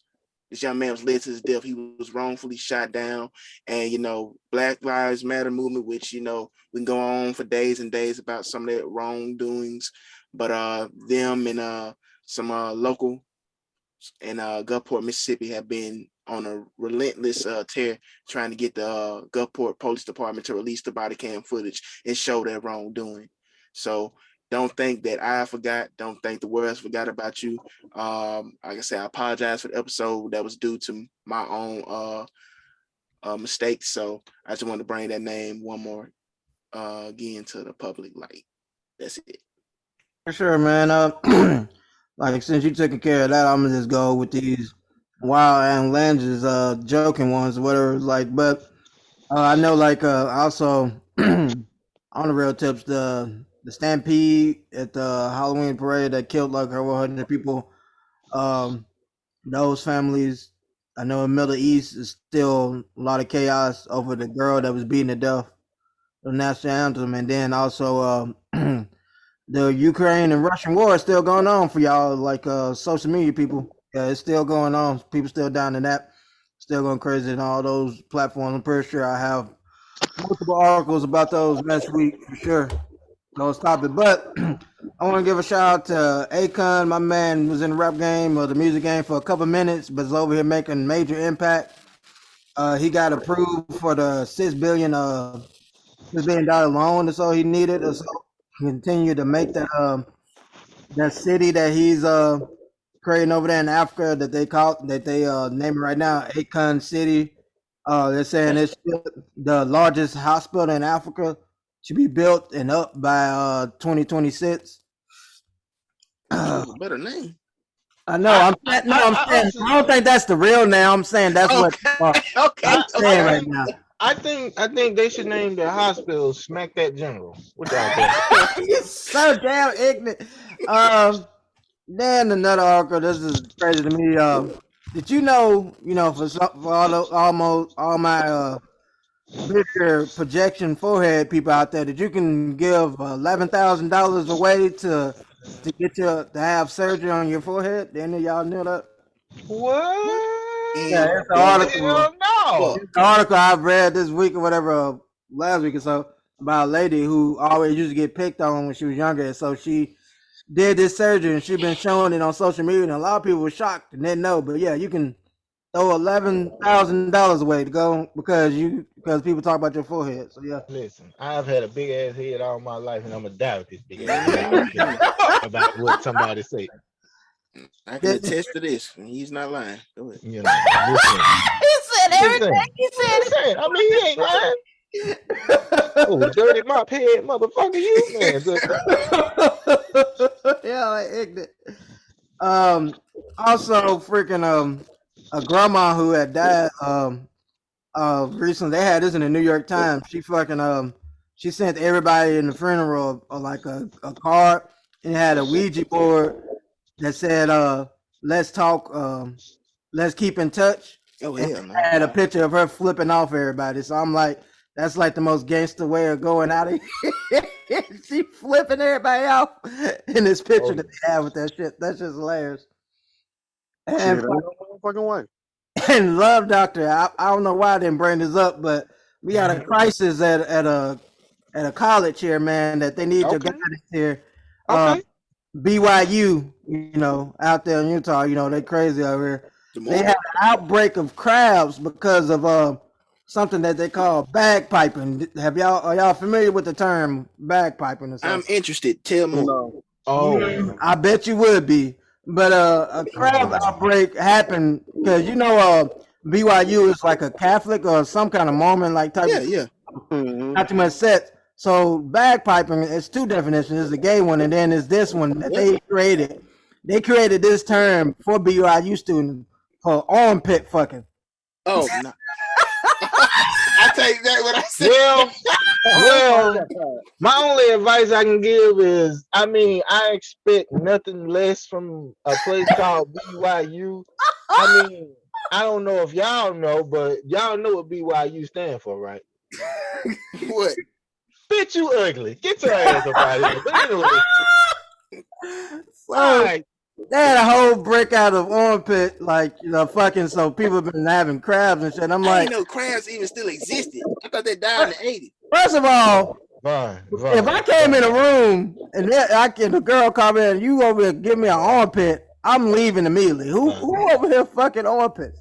That's that's lower than hand jobs. I don't, no homo. I don't think your wee wee supposed to smell like Dove deodorant. Anyway, go ahead. Damn. Yeah, man, that's some crazy shit, man. Hope they use a bunch of lube. That's some chafing for your ass right there. Okay, yeah, we finna go. Brother Whiskey, you got anything you want to add before we got it? Man, I ain't got anything to add except just go on and like, comment, and try to head to like the speaker app and download all of our shit. So yeah. Right. Amen. Well, We appreciate all the downloads for sure. Oh, I got one more thing, and I know it's a couple topics ago. Shaquille O'Neal, Juan's distant cousin. Yes. Mighty ironic. If I'm not mistaken, you are still in partnership with Papa John's. I'm leaving it at that. You can go on. Exactly. I guess niggers like pizza too. But on that note, we're gonna leave it on this. I mean, I'm just saying it has been. Oh damn, okay. We're gonna leave it like this. Tough times don't last, but tough people do. We are the fam. I'm just saying 48. It's been another legendary one. But until next time, we're gonna be up out this thing. Deuces. Stop cooning.